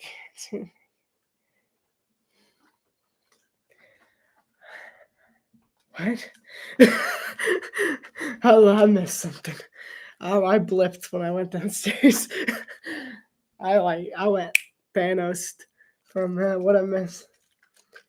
What did I ask? Okay. All right, Mariota's watching. What a game he's had. He has led many comebacks in his time, and this one is impressive. This is one of the best defenses in the NFL, if not the best defense in the NFL, and he's put on a show. And he's made this a good game. And now, suddenly, Broncos fans' concern about Bo Nix is kind of warranted because this game has slowly slipped out of hand for the Broncos. All right. Deferring the kick, yes, but yeah, I mean, I guess, but at the same time, you could pull a Pete Carroll and go for 2. I just feel like it sets the expectation, especially since 10 minutes, like, it's not as much time as you think it is. And this one will be returned out to the 25. So oftentimes in overtime, you'll only get 2.5 possessions. But if your defense is as good as these two defenses have been playing today, I think deferring was probably the right choice because both defenses are balling. I still like to defer. Especially in this game. If it were the Dolphins, I would still defer because I don't trust Tua. But if it were the Packers, I might accept, just because the Packers have a better chance of setting the tone, and they're slow. They're slow, so they'll take so much time. Bo Nix to RJ Harvey on the dump down. He's still moving. He's going to get 12 yards and a first down. Nix to Harvey.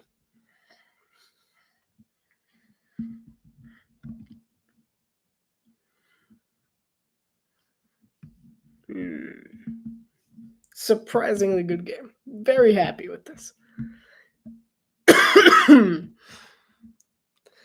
9:20 in overtime at this point.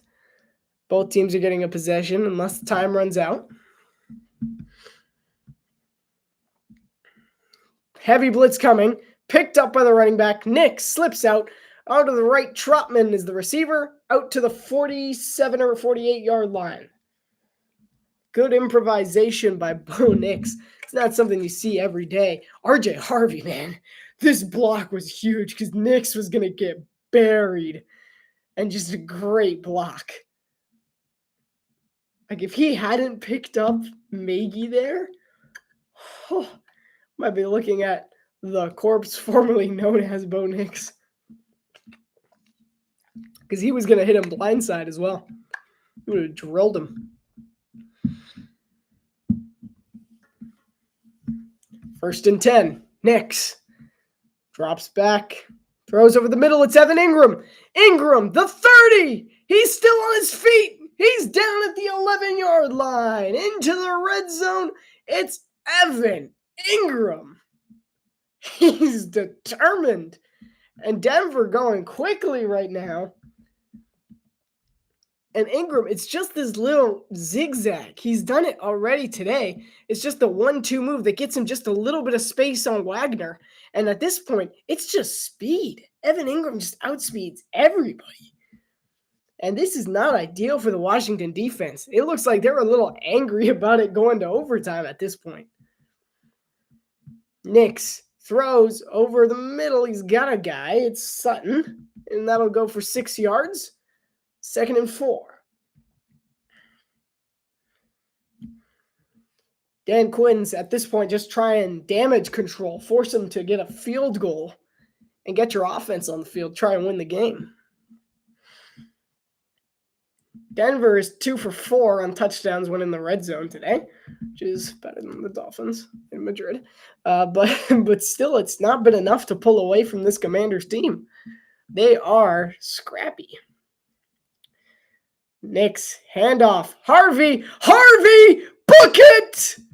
Touchdown, Denver! The Broncos are on top in overtime. And the former UCF Golden Knight is going for gold here in DC. What a run by RJ Harvey. I mean, speed and then just speed. It's speed and phenomenal vision. This kid is special. I had a feeling he was going to be really good coming out of UCF, and he's very talented. We're seeing it now. 2nd touchdown of the game, 27-20. Denver, they're off to the races and led the way. RJ Harvey, he's the lead racehorse in this stampede. Can Washington come back? 2nd drive of overtime.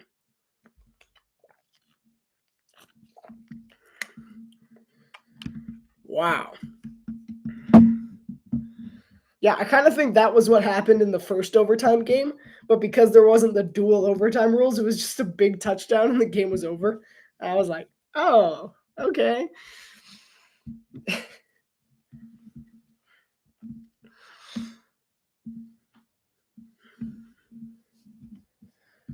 Yeah. Good.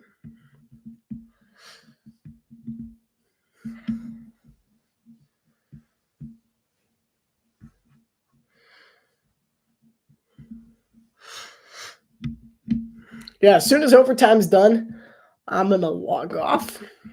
So thank you guys so much for watching. But today, it's been an absolute blast. Great commentary. Got Tom in on the action. Got overtime. Surprisingly good game. Good vibes. Yeah, good. I only said like 5 or 6 controversial things. I gotta get better. I might just delete this entire VOD. You mean Washington's logo. That's what you mean by that, right? The Commanders. But yeah, great commentary. Thank you guys so much for coming out. So after the game's over, I'll just head off. Because the sun might literally rise before I go to bed. It is getting to that time. I know late, like last year, at about this late, I got like a month. There's one time I woke up and I was like, what is going on? I'm like, the sun's up. This isn't good. I didn't sleep much that night. No. 1st and 10. Mariota to throw. Over the middle. It's caught by Scary Terry. 1st down, Washington to the Denver 45 for a gain of 20. So Washington's moving well early. On an early dime to Terry McLaurin. Welcome back. 6 receptions, 93 yards. He's having himself a great return.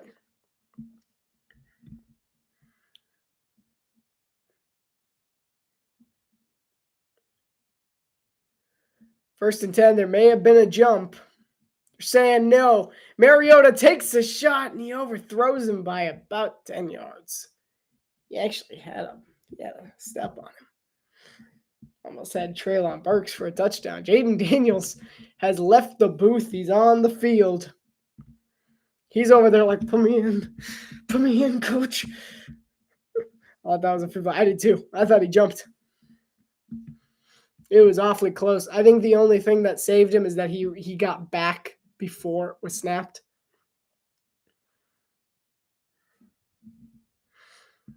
Second and 10. Mariota steps into it, runs. He's going to take a bit of a hit after a gain of 4. It's going to bring up 3rd and 6 now for Washington. Everything is 2-down territory, so from now on, 4th downs, you're going for them.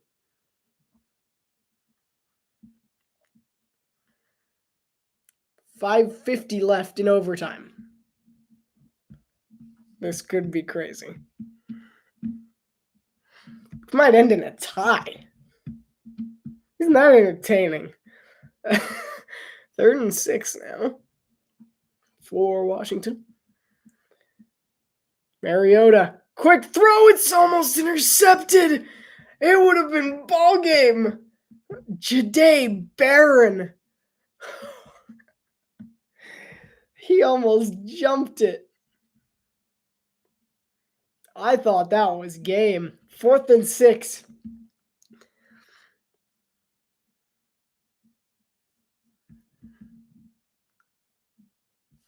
Down by 7. This is it, or could be it.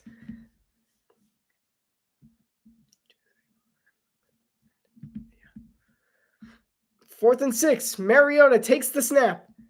Pressure coming. Rolls to his right. He's gonna be. He throws it. It's in the air. It's intercepted. It's over. The Broncos win in overtime. There's a flag. Are you kidding me? I'm leaving. I'm leaving now. I probably woke up everyone because of that. And now there's a flag after all of that.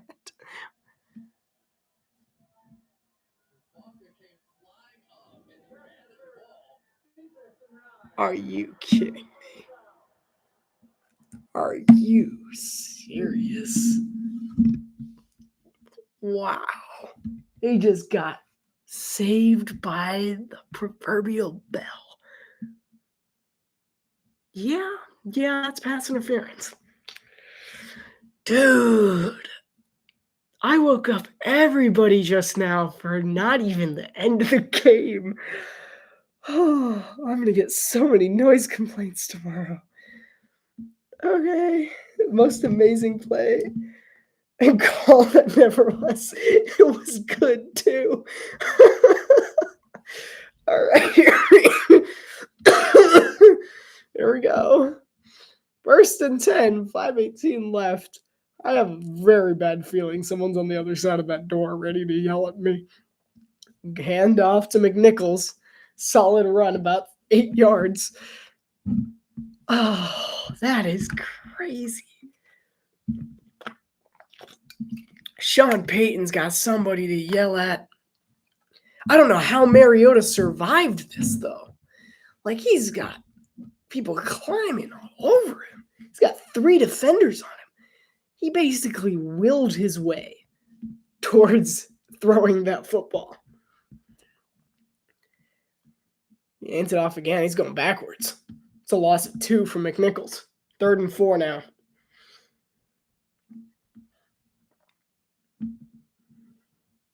I wonder if Washington's playing for the tie at this point. It almost feels like they are, understanding that they're probably not getting the ball back.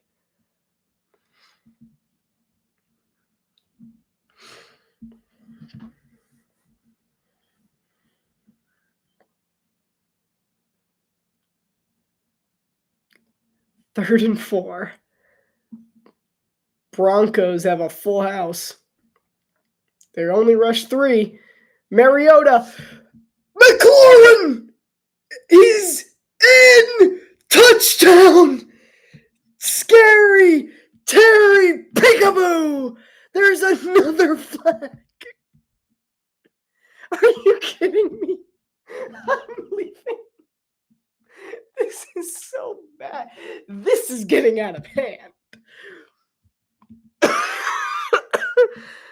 I can't do this anymore. I'm so glad I didn't yell there. I tried so hard. I was like, oh my goodness, he nailed it. I tried so hard not to yell. But Jaden Daniels had the same reaction I did. This is wild. I'm gonna get so many noise complaints. Oh man. 3rd and 14. Oh boy, oh boy. Mariota throws deep again. He's open. Deebo Samuel. He's down at the 1. Oh my goodness. He's down at the 1-yard line. He cooked him. Denver just called timeout. No flags. Marcus Mariota is dotting up his wide receivers. He's having himself a ball game. That's my Marcus. I remember you. Wow. Why he beat him. Deebo Samuel just flat out beat him. That was just talented route running. He was at like an inch shy.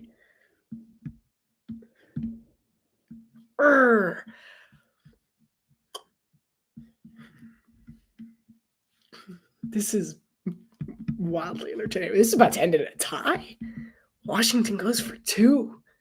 Though, then things might get interesting.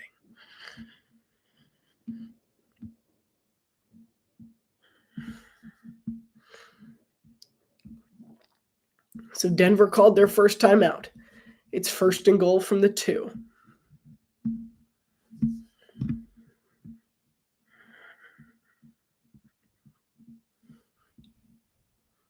Mariota under center. Handoff. Rodriguez. He's short. He's going to go backwards. He loses 2 yards. 2nd and goal from the 4 now. This is crazy. I almost lost my mind like 3 times.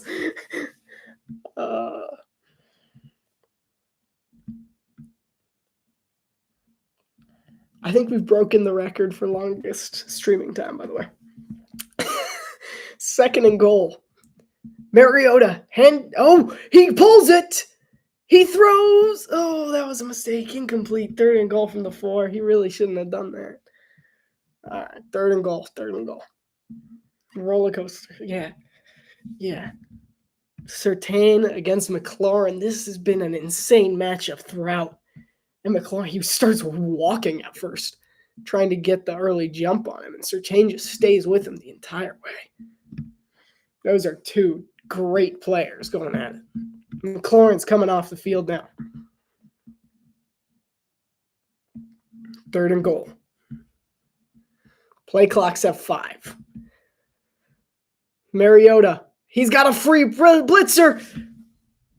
Oh, Zach Ertz dropped the touchdown. I just had Baltimore Buffalo flashbacks. He dropped it. It was a great throw. It's 4th and goal.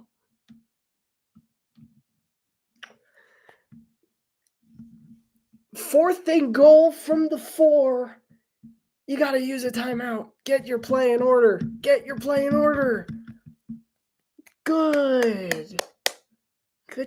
order. Dan. I don't agree with the call to run on 2nd down.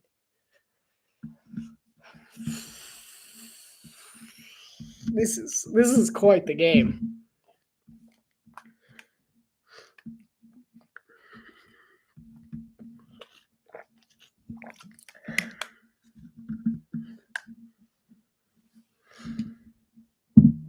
I don't know about the first down either.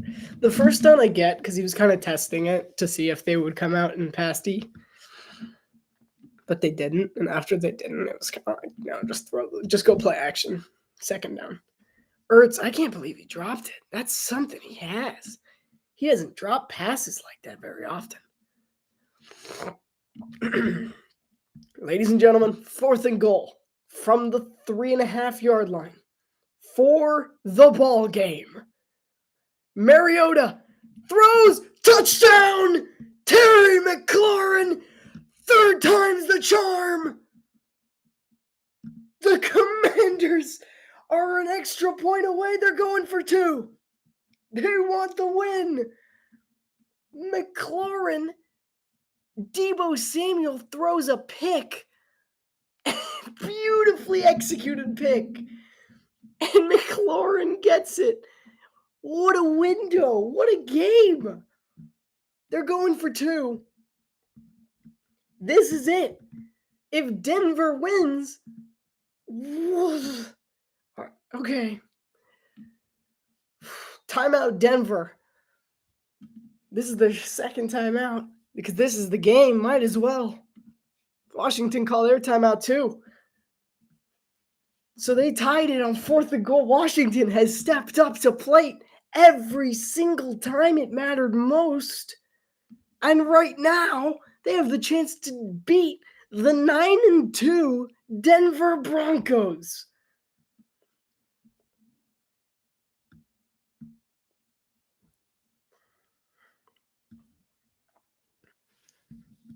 This is such a good game. This is what football is about.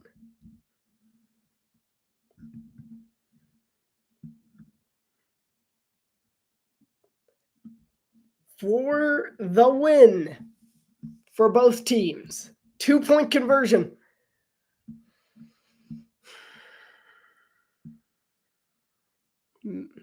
McNichols is the running back. Mariota takes the snap. Blitz coming. It's batted down. Nick Bonito. Broncos win. Are you kidding me? Nick Bonito. Full 2 hands. Wow. That was a pretty, pun intended, play. All of the work, Nick Bonito. Oh, man. What an ending. What a game. And the Broncos are 10-2, and the Commanders are now 3-9, and their playoff hopes are all but eliminated. Wow. What a swap by Nick Bonito. Look at this jump, the timing. Perfect. You could not have played that any better if you're Bonito. What a game. What an effort by Washington, though. Legitimately the best game they could have played. I think it is the best game they've played this year, Washington. Even the games they've won, I think this is the best game they've played. They wanted this, and Denver had to earn it. They really had to earn this one. They're going into Las Vegas next week, and they're really, really hoping it's easy. Wow. Dan Quinn and Washington fall short 2 weeks after Madrid and an overtime loss to the Dolphins. They come out against Denver, and Nick Bonito, one play, one jump, shatters everything. Wow. Football at its finest, ladies and gentlemen. What a game. I mean, incredible. Final score, Denver Broncos 27, Washington Commanders 26 in overtime. Wow. Great game. We can only hope that we get a game this good every single week. Next week, some other best game. I know, it doesn't make any sense. This wasn't even like, this was just the one I was forced to do, and this has been awesome. This has been an incredible game. Insane. Wow. For so many reasons, this is the best game of the year. Next week, hopefully, we keep our streak running of best games of the year. There's going to be a poll coming out sometime this week. Texans, Chiefs, or Eagles, Chargers. Wow. And hopefully we'll keep on going from there. My voice is probably destroyed, but moreover, I'm about to get yelled at by some other tenants because this was too good to keep quiet, really. I lost it on the first one. Oh, man. What a game. What a game. All right. Crazy game. All right, ladies and gentlemen, thank you all so much for watching. Thank you so much for Tom Grassi and his fans and Brandon Perna if he was here as well. Just thank you to them. Absolutely, those are the guys, the influential guys in the community, and they do amazing work. So I absolutely love those fellas, even though they have no idea who I am. But we were all watching the same game today, and that's what brings people together. Is watching football. It doesn't matter if you're in the same room. It doesn't matter if you're on the other side of the country. That's what brings people together as a family is watching some good football. This game, I guarantee you, every single Broncos fan in that stadium is hugging right now. Insane game. Incredible. All right. It is so late. Thank you guys so much for watching. Have a great rest of your weeks, everyone. Just have a great rest of your week. God bless. Have you Paul coming out soon. Absolutely incredible game. No words. See you next week. Bye-bye. Thank you.